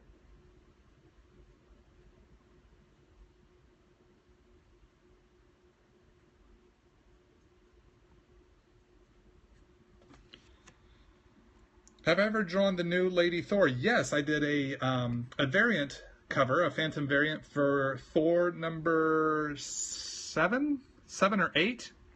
It's the Amazing Spider-Man 300 homage cover that I did. So that's the only time I've done with her. I've drawn her professionally, I should say.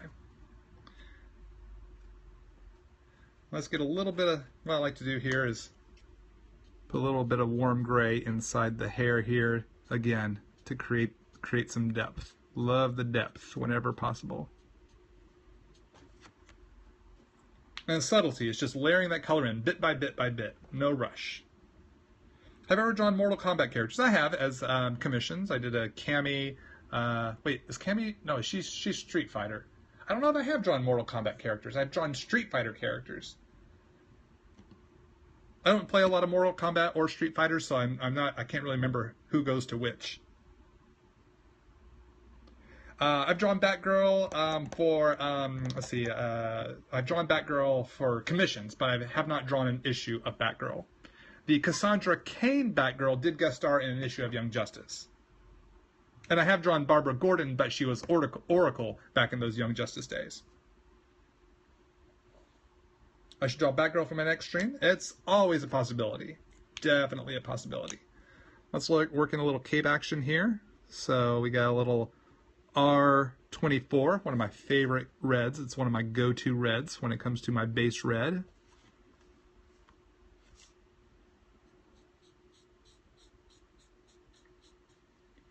Now on the underside of her cape here, what I'm coloring in now, will be a darker color, but I want to put in that base red anyway that I'm going to build off of, because I'm just going to deepen that red when I come in with darker colors. So even though it's going to get covered over and it's like, well, you're wasting ink, actually no, I'm not. I'm using it to create a third color to keep everything looking, what's the word I want to use? I don't want to use the word symmetrical, but consistent, that's the word I want. So it's all part of blending and building those colors. And so, oops, sorry, I didn't realize I was off, her cape was off panel there. So cutting in with that red. So even though a lot of this is going to get covered up, I want that consistency. So it's worth it to me to spend the ink to color this area. And like I said, because the markers are refillable, and I know I use this R24 red quite a bit, it will be, it's one of my more used reds, so it's one of my more cost-effective reds because I buy the refill bottles. It is a key red. And if I want my illustrations to look their best, I spend the ink on it for you guys. I'm a giver. Hopefully that was on screen there. I should actually pull back a little bit since we're not coloring the face. Any tips for coloring the skin? Oh, you must have just tuned in. I was talking about how I approached the skin and the planes of the face and the markers I used, which is for Caucasians, an E000, E3, E000, E00, and an E01 are the ones I'm currently using. And then knowing the planes of the face and where the light's coming from is how I help sculpt the shades of the face. And I use a little warm gray as well. So be sure to go back and rewatch this broadcast if you have time, and hopefully it'll be up on my YouTube channel in the coming weeks, and you can watch it in its entirety and get some of those tips you might have missed out on. Any tips for drawing female faces?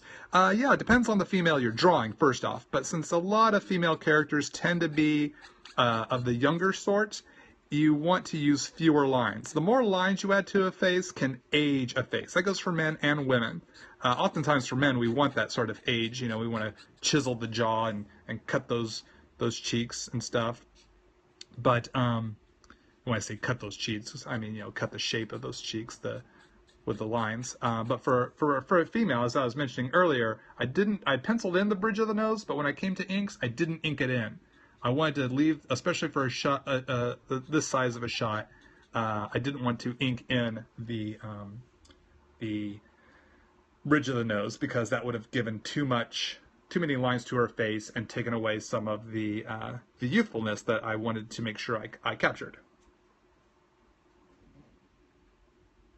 Have I ever used an age detecting app on my drawings? No, I haven't. I never even considered that. That would be really interesting. You know, oftentimes when I'm posting sketches, like commission sketches, you know, especially headshots to my from a convention to my Facebook fan page, it wants to tag those people. I saw there'll be tags, you know, there'll be photos of me. Do you want to tag yourself? And there'll be like faces of, you know, Kitty Pryde and Guy Gardner and you know, other characters saying, want to tag this person? We don't know who this is. Do you want to tag this person? It's like, that's a drawing. It's not a person. So it'd be interesting to age detect them. It'll help me see if I'm drawing my young people or old people at the right age. Help me hone in. Are there any characters I would like to draw and why? Oh, yeah. mostly because I'm a fan of that character. So I'd love to do more X-Men work to draw Kitty Pryde. I'd love to do some Justice League International work so I could draw Booster Gold, Blue Beetle, Martian Manhunter, Guy Gardner. You know, so mostly because I'm a fan of the characters. Like I said earlier in my broadcast, I love comics, love superheroes, and just some of the reasons why I'd love to work with certain characters.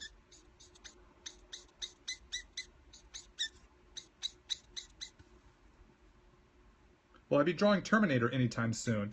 No immediate plans, but it's not out of the realm of possibility. Do I have any Copics not in use? Maybe give it to a fan.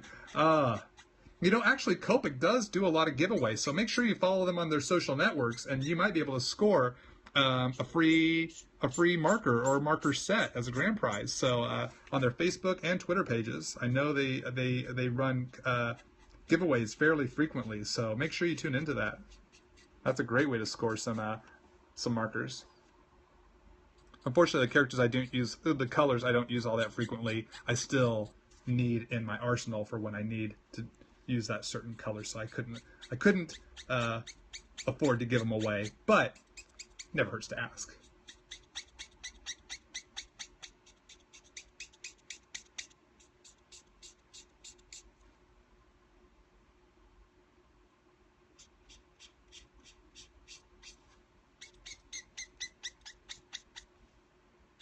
And we're just going to let this shin kind of fade out into, maybe she's just coming up out of a cloud or something. So that's why we don't see that part of her leg. Why is Kitty my favorite? Wow. Where do I begin? One, Kitty Pryde and I were the same age when I started reading X-Men. When I was about 13, 14. She was about that age. So we kind of grew up together. Though I have now well surpassed her in age because I live in the real world and she lives in comic book world. But I like her because she's got such a great character. She's strong, she's smart, like a strength in character. She's not like super strong, but you know, like Colossus, but she's like a strong female role. Really smart, really funny, really sassy, doesn't take any guff off of anyone, and so just really entertaining to read and root for. So that's why I like Kitty, and plus her power is cool. And I like her friendships with like Nightcrawler and Wolverine and the X-Men of her day. You know, the 80s era X-Men and Excalibur, as well as her current stuff too. You know, I follow her currently as well.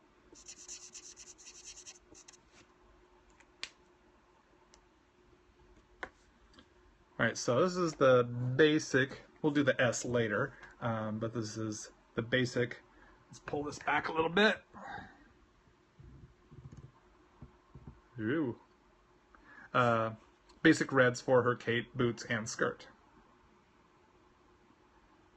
I did like the Kitty Spider-Man relationship in the Ultimate Comics. I thought that was a fun twist.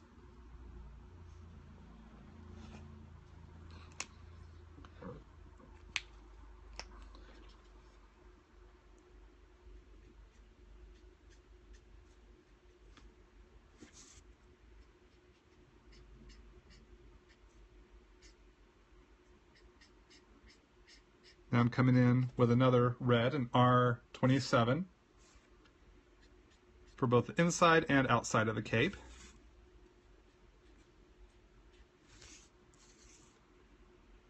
But I'm still going to go even darker here on the inside of the cape. But I want to, like I said before, I want to maintain that consistency. Consistency of color. Because I've tried it. I've tried where I just didn't bother putting in these shades of red and just went for that darker shade of red that I like to use. And I could see the difference. I could see that it wasn't matching up the way I wanted it to. It didn't look right to me. So, lesson learned. Spend the ink in that area to get the consistent, correct look that I'm looking for. It pays off.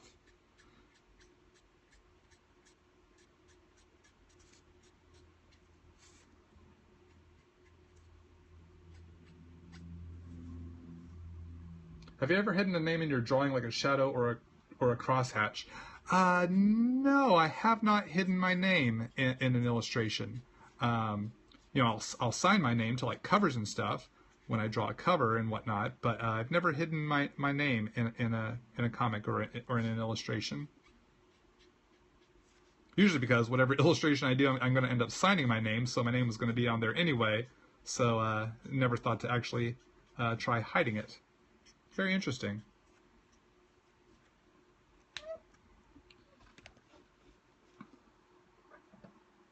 Have I drawn Robin at all? Yes, I have drawn Robin. I've drawn Robin for probably almost half of my career. I drew him for 5 years on Young Justice, and well, I guess more than half. I drew him for 5 years in Teen Titans Go. So yes, I am very, very well versed in drawing Robin, especially the Tim Drake Robin. So now what I'm going to do is all this white area here I have in my cape, on the boots, on the skirt. I'm going to want to fade this out to a lighter color, but I don't want to use lighter shades of red. What I now like to do is use shades of orange.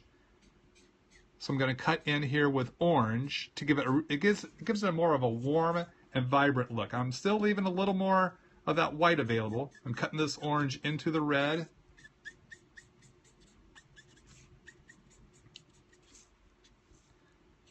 But I'm still leaving a little bit of white because I'm going to come in with an even lighter shade of orange to finish her off. The shade there.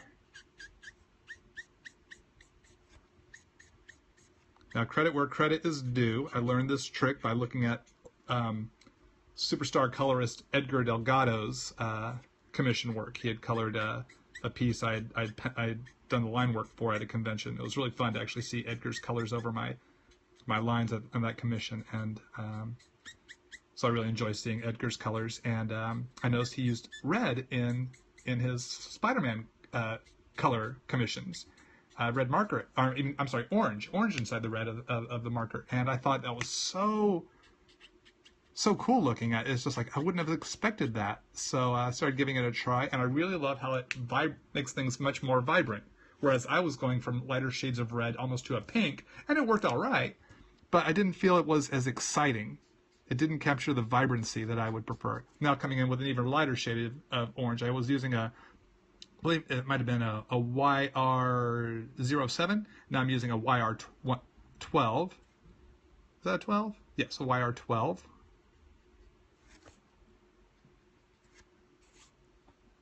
Oh, hello from Israel. Hello, Israel. Welcome to my broadcast. So it's not really making her costume orange, it's just making her costume vibrant. Still, the main base of it is red. And if I ever need to, I come back in and cut back in with some red to really get that red dominating again if I feel it looks a little too orangey. But I really like the vibrancy it gives. So I have to give Edgar Delgado all the credit there for inspiring this use of orange in my reds in my Copic color illustrations. YR12, that is correct. YR12 was what I just used there. Now I'm going to come in with my darker shades of red to do the underside of her cape. Now I'm going for more of a traditional Supergirl red here, as opposed to the TV, which is a far more of a burgundy flavor. So this Supergirl's kind of walking the between the two realms. Design-wise, the boots, the stockings, the cut of the skirt, and the top is TV show. The coloring where it is far more comic book. So it's kind of a blending of the two. In fact, I don't even know if I have the right shades of burgundy to capture the TV show look. So I'd probably have to invest in some other darker shades of red to get the right ones I would need to make. So let's see, that's how the boots turned out. Let me do the other one while we're over this way. Hope you guys have been having fun. Thanks so much for all the questions and comments. We've gone way longer than I intended, so I hope you guys are having fun. if you're just tuning in, I hope to have this up on the Periscope for the next 24 hours, and then if all goes well, I should be able to post this on my YouTube channel later on down the line when I've got it converted and formatted for YouTube. We've been talking about a lot of stuff, mostly comics, some personal interests of mine, like certain TV shows or other career paths that I could have taken or chose not to take. So a lot of stuff we talked about that you can get caught up on later on. But so here we go. So I'm liking how this Supergirl's turning out so far. I'm having a lot of fun.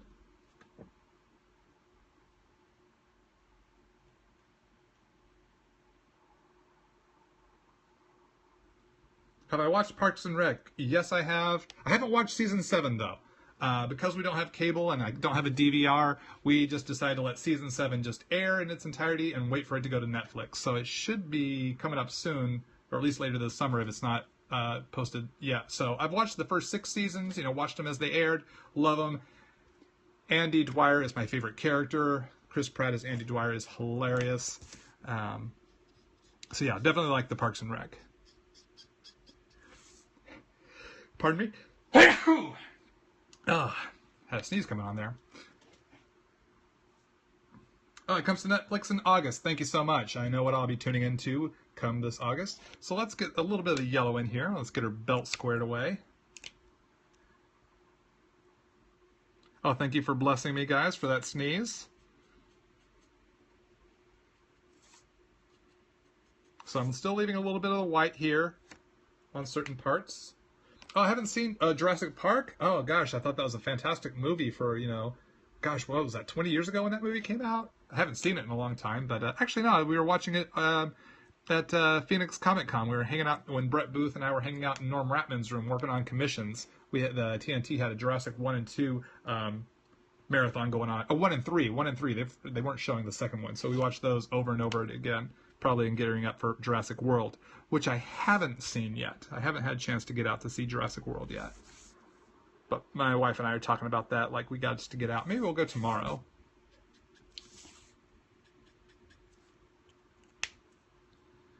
Uh-oh, have I had a chance to watch Daredevil yet?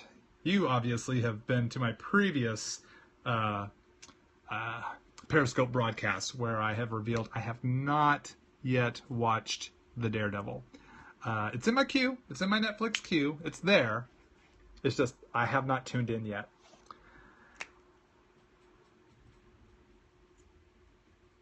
Actually, a show that we just got into, and is one of the reasons why I haven't watched Daredevil, is this new show on Fox called Wayward Pines. Have you seen the Wayward Pines? Oh my gosh, you can watch them on Fox now. You can watch. They have 6 episodes out. It's a 10-episode miniseries. So much fun.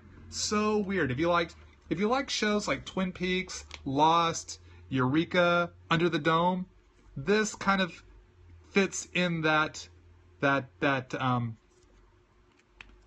world, that realm. I'm going to do some air quotes here, not trying to tickle Supergirl. Get out of the way. Air quotes here. Why am I so invested in making these air quotes? It's not that important.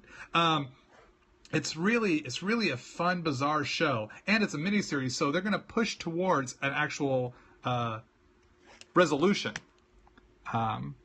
So it's not gonna, just going to keep you hanging for multiple seasons. Though they could. I mean, we'll see how it plays out. But right now, that's the way I understand it's being built. So it's really quite cool. Hey, thanks for all those hearts, gang. Let's get some blue in here. I'm just burned way past through dinner. Gonna have to wrap up at some point here so I can actually eat. Didn't really have much of a lunch today. Hope you guys don't mind me rambling. I know I'm just kind of throwing a lot of words at you while I draw. Hopefully it's not too annoying. Of course, if it was annoying, then you probably wouldn't be here hanging out with me and you would have left and watched some other broadcast. But still, I know I'm saying a lot of words. Oh, what blue is this? This is the B12. B12 Ice Blue is what Copic calls this one here.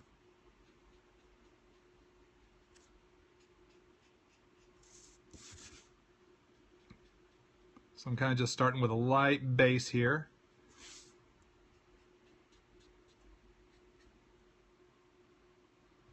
Do I want to watch Ant-Man? Yes, I want to watch Ant-Man very much so. I'm looking forward to it.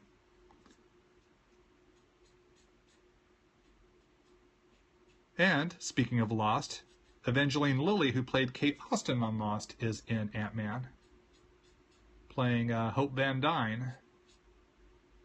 So that'll be cool. I think Paul Rudd as Ant-Man is going to be a really fun choice. Favorite animated movie? Iron Giant. Without hesitation, I would say Iron Giant. That's such a great movie, so well done. Really, really tugs on the heartstrings. So well done. Really love that movie. Gosh, it's been too long since I've seen that movie. I really need to see that movie again. That's probably one of my favorite Vin Diesel roles. That and Groot. Those are my two favorite Vin Diesel roles, I would say. But mainly because I haven't seen any of the Fast and the Furious movies. Except for one. I think I saw the third one because there was a riff tracks for it. But even still, Iron Giant, Groot, those are my Vin Diesel jams. Choice of paper, this is the Strathmore Smooth Bristol board. I also use Canson Smooth Bristol board. Whichever Bristol board I use, I always like it smooth because it's easier to ink on and color on as well.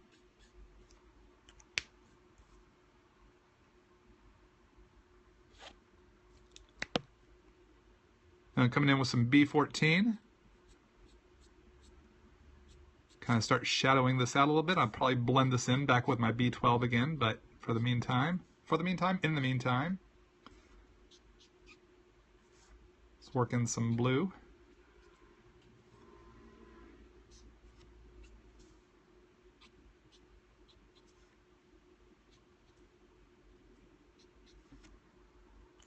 Bingo, yeah, there's a bingo joke under the B14, under the B14. You guys watch Impractical Jokers? There's one where the Joker, if you haven't watched Impractical Jokers, it's four lifelong friends who challenge each other to do these embarrassing stunts, and if you refuse, you lose. And whoever comes through with the most losses at the end of the episode gets punished. One of the season 4 episodes, halfway through season 4, the loser, Sal, had to go to a bingo parlor in New Jersey and cry bingo whenever they told him to. When they had an earpiece in his ear, so he could only hear them, and they'd tell him when to say bingo. So the officials would come down to check his bingo card, and of course he didn't have bingo, and that infuriated the hardcore bingo players there in the bingo hall. It was really quite funny, and Sal, of course, feared that he might not make it out of there with his life because they were getting so irate because he kept calling bingo at inopportune times when he did not have bingo and knew he didn't have bingo. But the people who were in the bingo hall did not know it was a part of a hidden camera show. Quite funny. Hey, and thanks for all those hearts. Thanks for all those hearts, friend.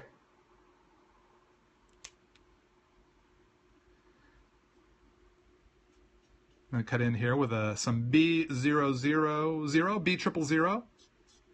Kind of blend in all this blue into the white.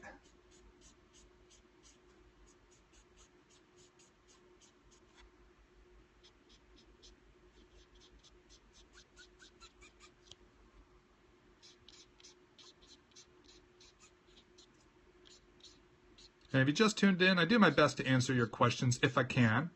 Some, too often I miss the question when it posts. By the time I look over, it's already scrolled past or is fading out. So I apologize if I miss your question. What projects am I working on? Nothing that I can talk about at this time, unfortunately. So stay tuned to my social networks. I'm always revealing what project I'm working on when I'm allowed to talk about it. So right now I've been doing a lot of covers. I can at least talk about the covers I've been doing, a lot of retailer variants.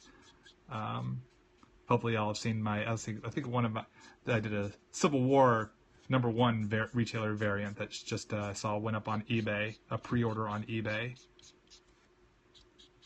Iron Man versus Spider-Man.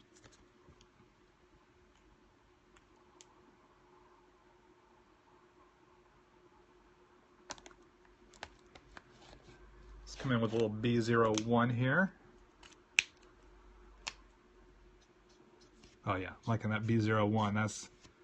That's bringing some vibrancy.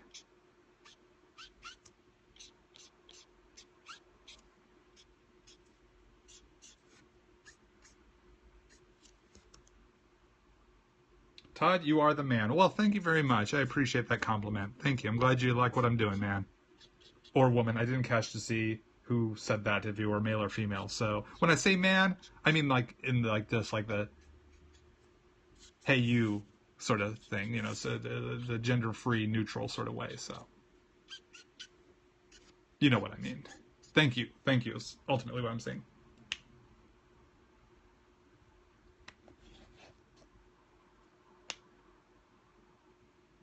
Oh, Chet, so I was right. Thank you, man. Thank you. Thank you for saying that. Thanks for clearing it up for me, Chet. Did I ever think I would be this successful? You know, I'm very thankful for the success I've enjoyed in my career. I do not take it for granted. I am very thankful for that. I feel as though I'm very blessed to get to do what I do and get to do what I have done for so long and so consistently. It is definitely a huge blessing, and I thank God for that. And yeah, you know, when I tried to break into comics, my main focus was I want to draw comics. I just want to draw them. I didn't really think about, and this was back before the internet showed up. So really, your only real interaction with the people that enjoy your work is at the conventions. And I didn't do a lot of conventions through the 1990s, just mostly the Southern California conventions, like San Diego Comic Con, or I guess WonderCon was up in San Francisco, Oakland at that time. So so I really didn't have didn't really think about the success of it. I was just hoping I could make a living, and gotta tell you, by the grace of God, I've been making a living at it, and very, very, very thankful for that. So, but my main focus was I just want to get a job, man. I just want to get hired.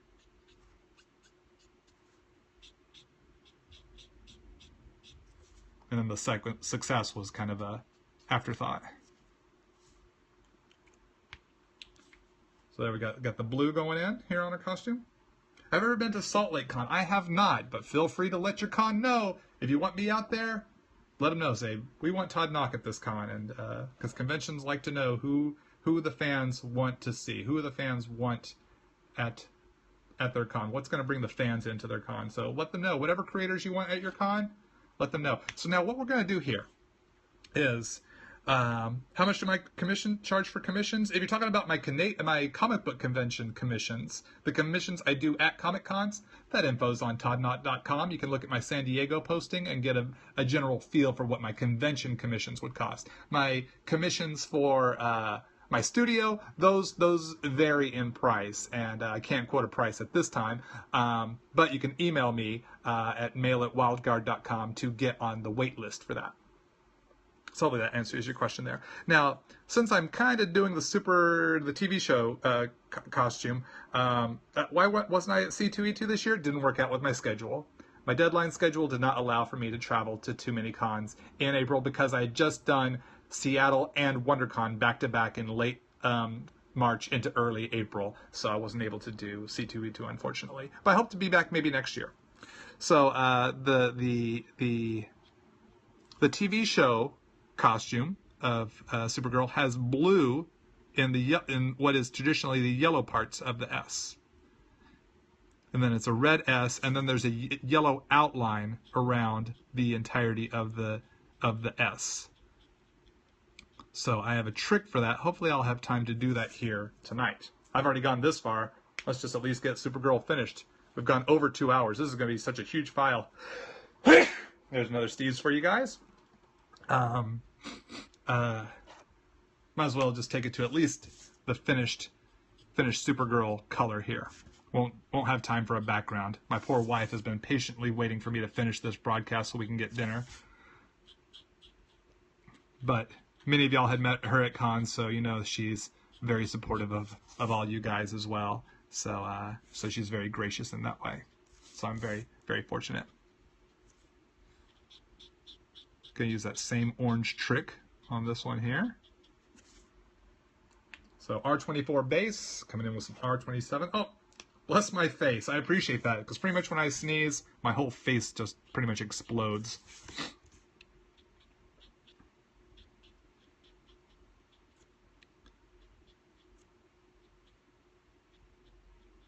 Little R27 there to deepen that red.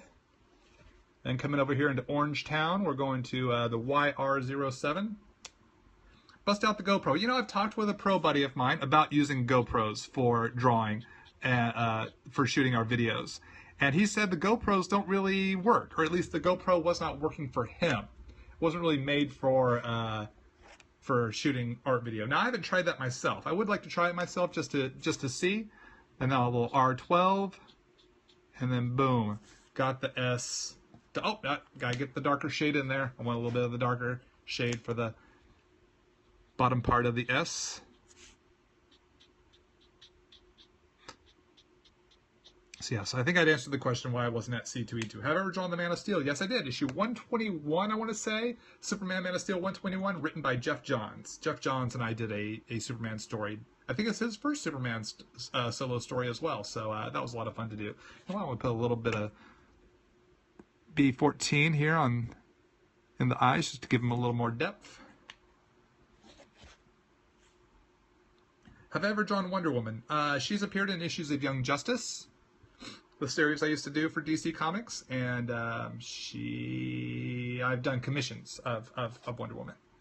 It's kind of a little darker shades of blue just to give it a little bit of punch, give it a little more depth, like underneath the cape, creates a sense of shadow.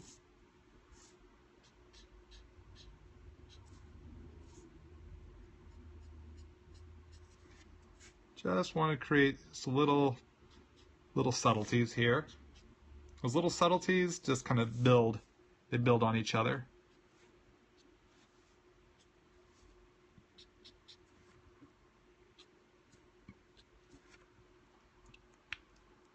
What is my favorite sport? Favorite sport to play? Poker. That's the athletic build I have, and since poker is on ESPN, that makes poker a sport. But my favorite sport to watch, the NFL.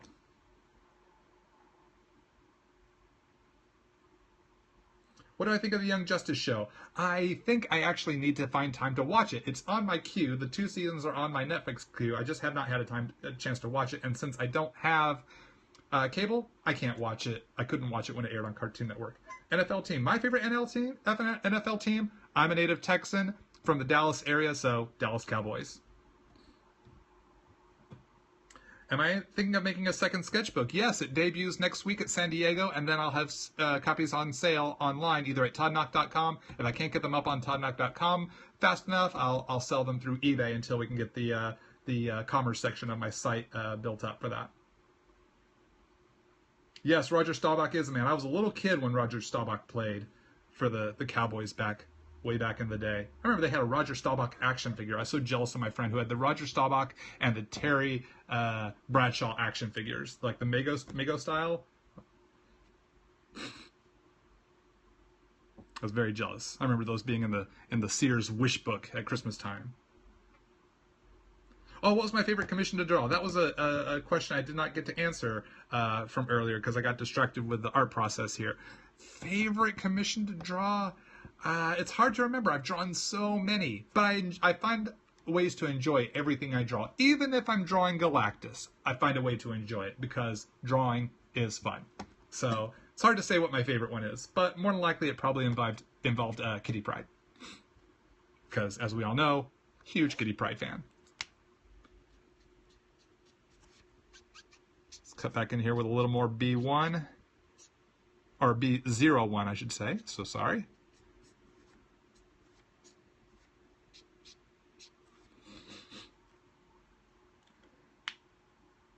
What is the weirdest thing I've been asked to draw? You know, I get that question at conventions oftentimes, and I always forget. People ask me for something weird, and I go, finally, I have an answer for this question. And then I forget it, because after a convention, my brain is mush. And if it weren't for all the photos that I take during the con, I don't know if I would remember it because I'm so exhausted after the con. I don't even know how I get on the flight home. Fortunately, the convention promoters are very kind and take good care of us and make sure we get on our planes to go home. And then we're on our own once we get through security. So I'm going to come in with a little warm gray here just to shadow this out just a little bit more. Just again, creating that depth, subtle depth, which was the name of the first album from my garage band back in high school, Subtle Depth. I'm joking, I didn't play in a garage band in high school. Though I did play in the marching band. Yes, I'm that big of a nerd. I played alto saxophone and euphonium. This will be on the test at the end of the broadcast.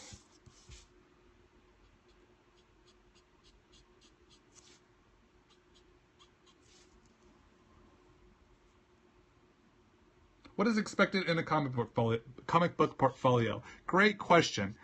What you want to have is sequential art. That is the interior comic book storytelling pages, the pages that have all those little squares that tell the story.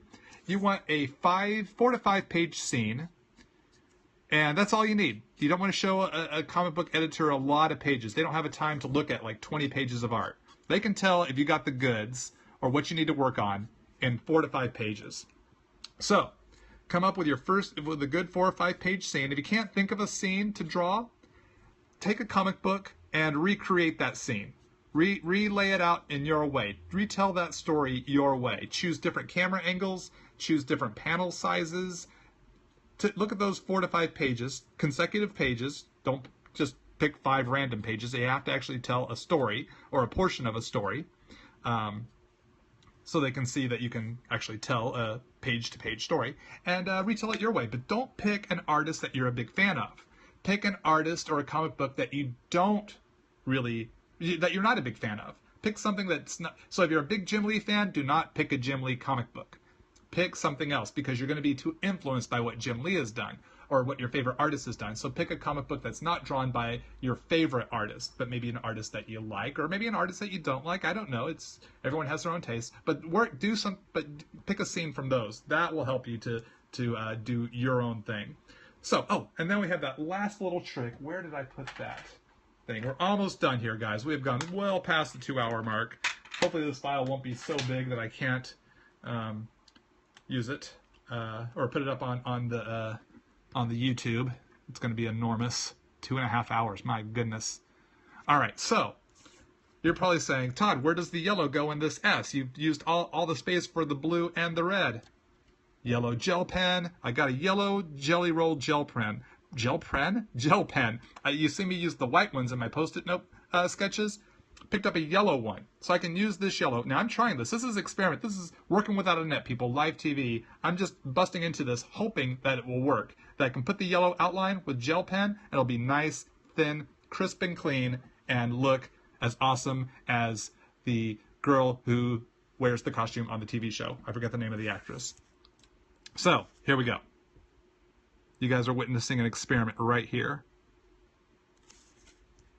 Now, hopefully this will show up in the resolution of the video. If not, I'll have a photo of it, or at the very least a scan of it on my social networks, hopefully tomorrow. Is that turning out? Can you guys see that? I might have to zoom in a little bit. Like I said, it's really subtle. It's really subtle, so, but for the most part, it's working. It's working enough for an illustration this small to get this tight and tiny of a detail. This was the way to go to get this TV version of Supergirl's S logo a-rockin'. Yeah, from my camera, it looks like it's kind of somewhat visible.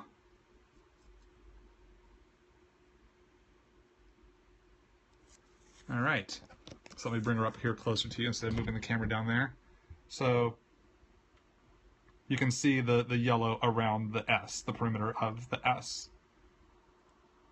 How big is the paper I'm using? This is a 9x12 piece of Strathmore smooth Bristol board. 9x12 Strathmore smooth Bristol board.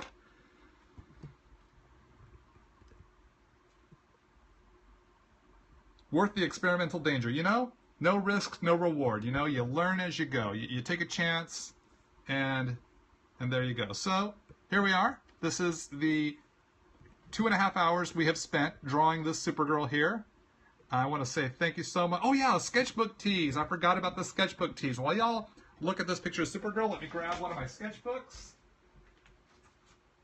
Volume Now this is my full color sketchbook. So my first volume of my color version here is, so say goodbye to Supergirl. You'll see her on my social networks later on. I'll probably I need to add a little white highlight to her nose. I'll do that with my white Jelly Roll gel pen right now. Let's zoom her in way close here. Getting the camera about a few inches off of the artwork. No? What is this? No what? No, don't put a highlight on her nose?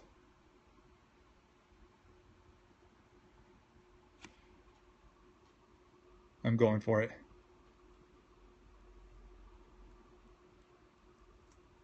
Put a little extra white highlight in her eye there, gives her a little more sparkle.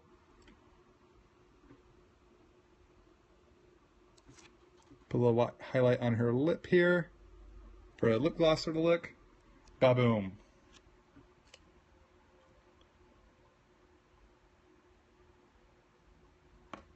All right. So there we go. So Supergirl. We'll have either a photo or a scan of her up, hopefully as early as tomorrow. So before we head off, this is my new sketchbook. Todd Nauck Sketchbook Red. Each volume will be a different color. So my next volume, which I've already started to get files prepared for, will be Sketchbook Black. I'll probably do Sketchbook Blue, Green. Everyone will be a different color here on the side, and then with a oh my gosh, I've almost used up my whole battery here in this time. And then with a different character. This is my character Ignacia from Wild Guard. So let's take a look at a few of the pages of what you can expect when you get your copy. So boom, we're going to start with Superman right out of the gate. We got the inside front cover with all my social networks and my web address, my email address. So we start off with some Superman. Mary Jane from a commission from I believe it was WonderCon from this year. Spider-Man. We got some thumbnail sketches, fully rendered markers. Now this is a cardstock cover, 100-pound interior pages. So I spared no expense. So this will probably be a $20 to $25 sketchbook. Probably keep it at 20. These will debut. Let's see, we got a black cat in here. Rose Tyler, you saw this one on the video on my YouTube channel. I've got a two-part, this is Rose from that two-part video. So these will be for sale on my website after San Diego Comic-Con. San Diego Comic-Con's next week. That's where this sketchbook will debut for the first time. It will be purchased there at San Diego on July 8th through 12th. While supplies last. Hopefully I'll bring enough for that.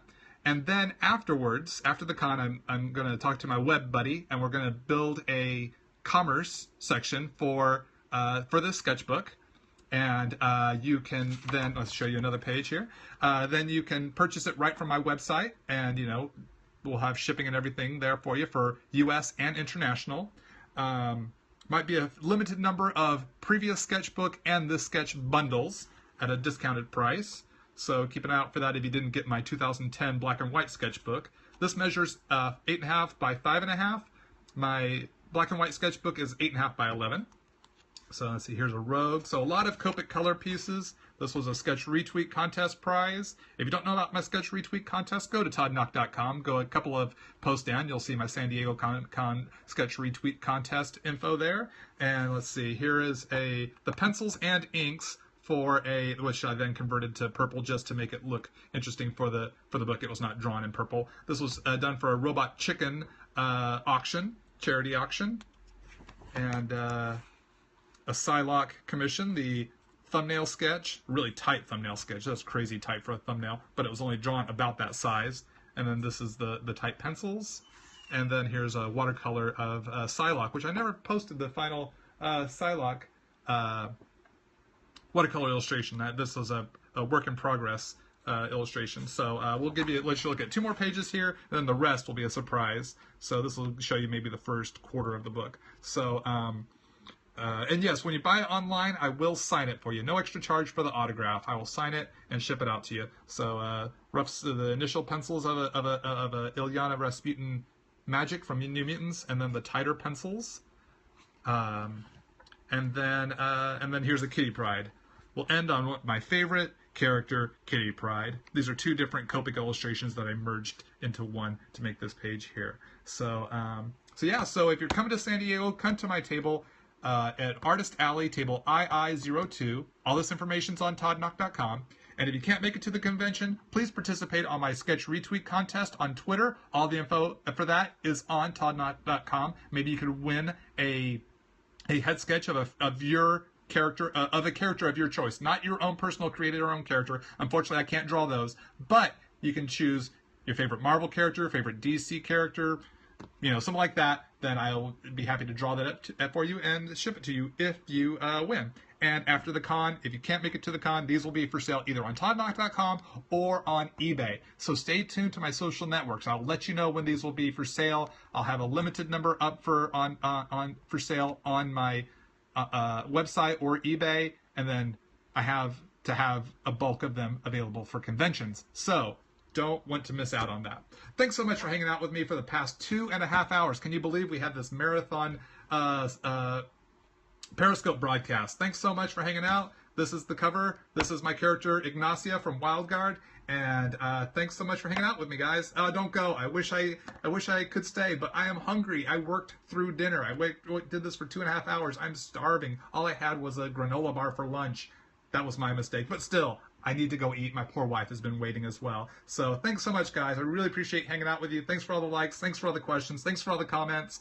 Like I said, for all your info that you want to know about my art, my appearances, my YouTube videos, what projects I'll be doing, go to toddnauck.com and subscribe to all my different social networks, and you'll always be in the know.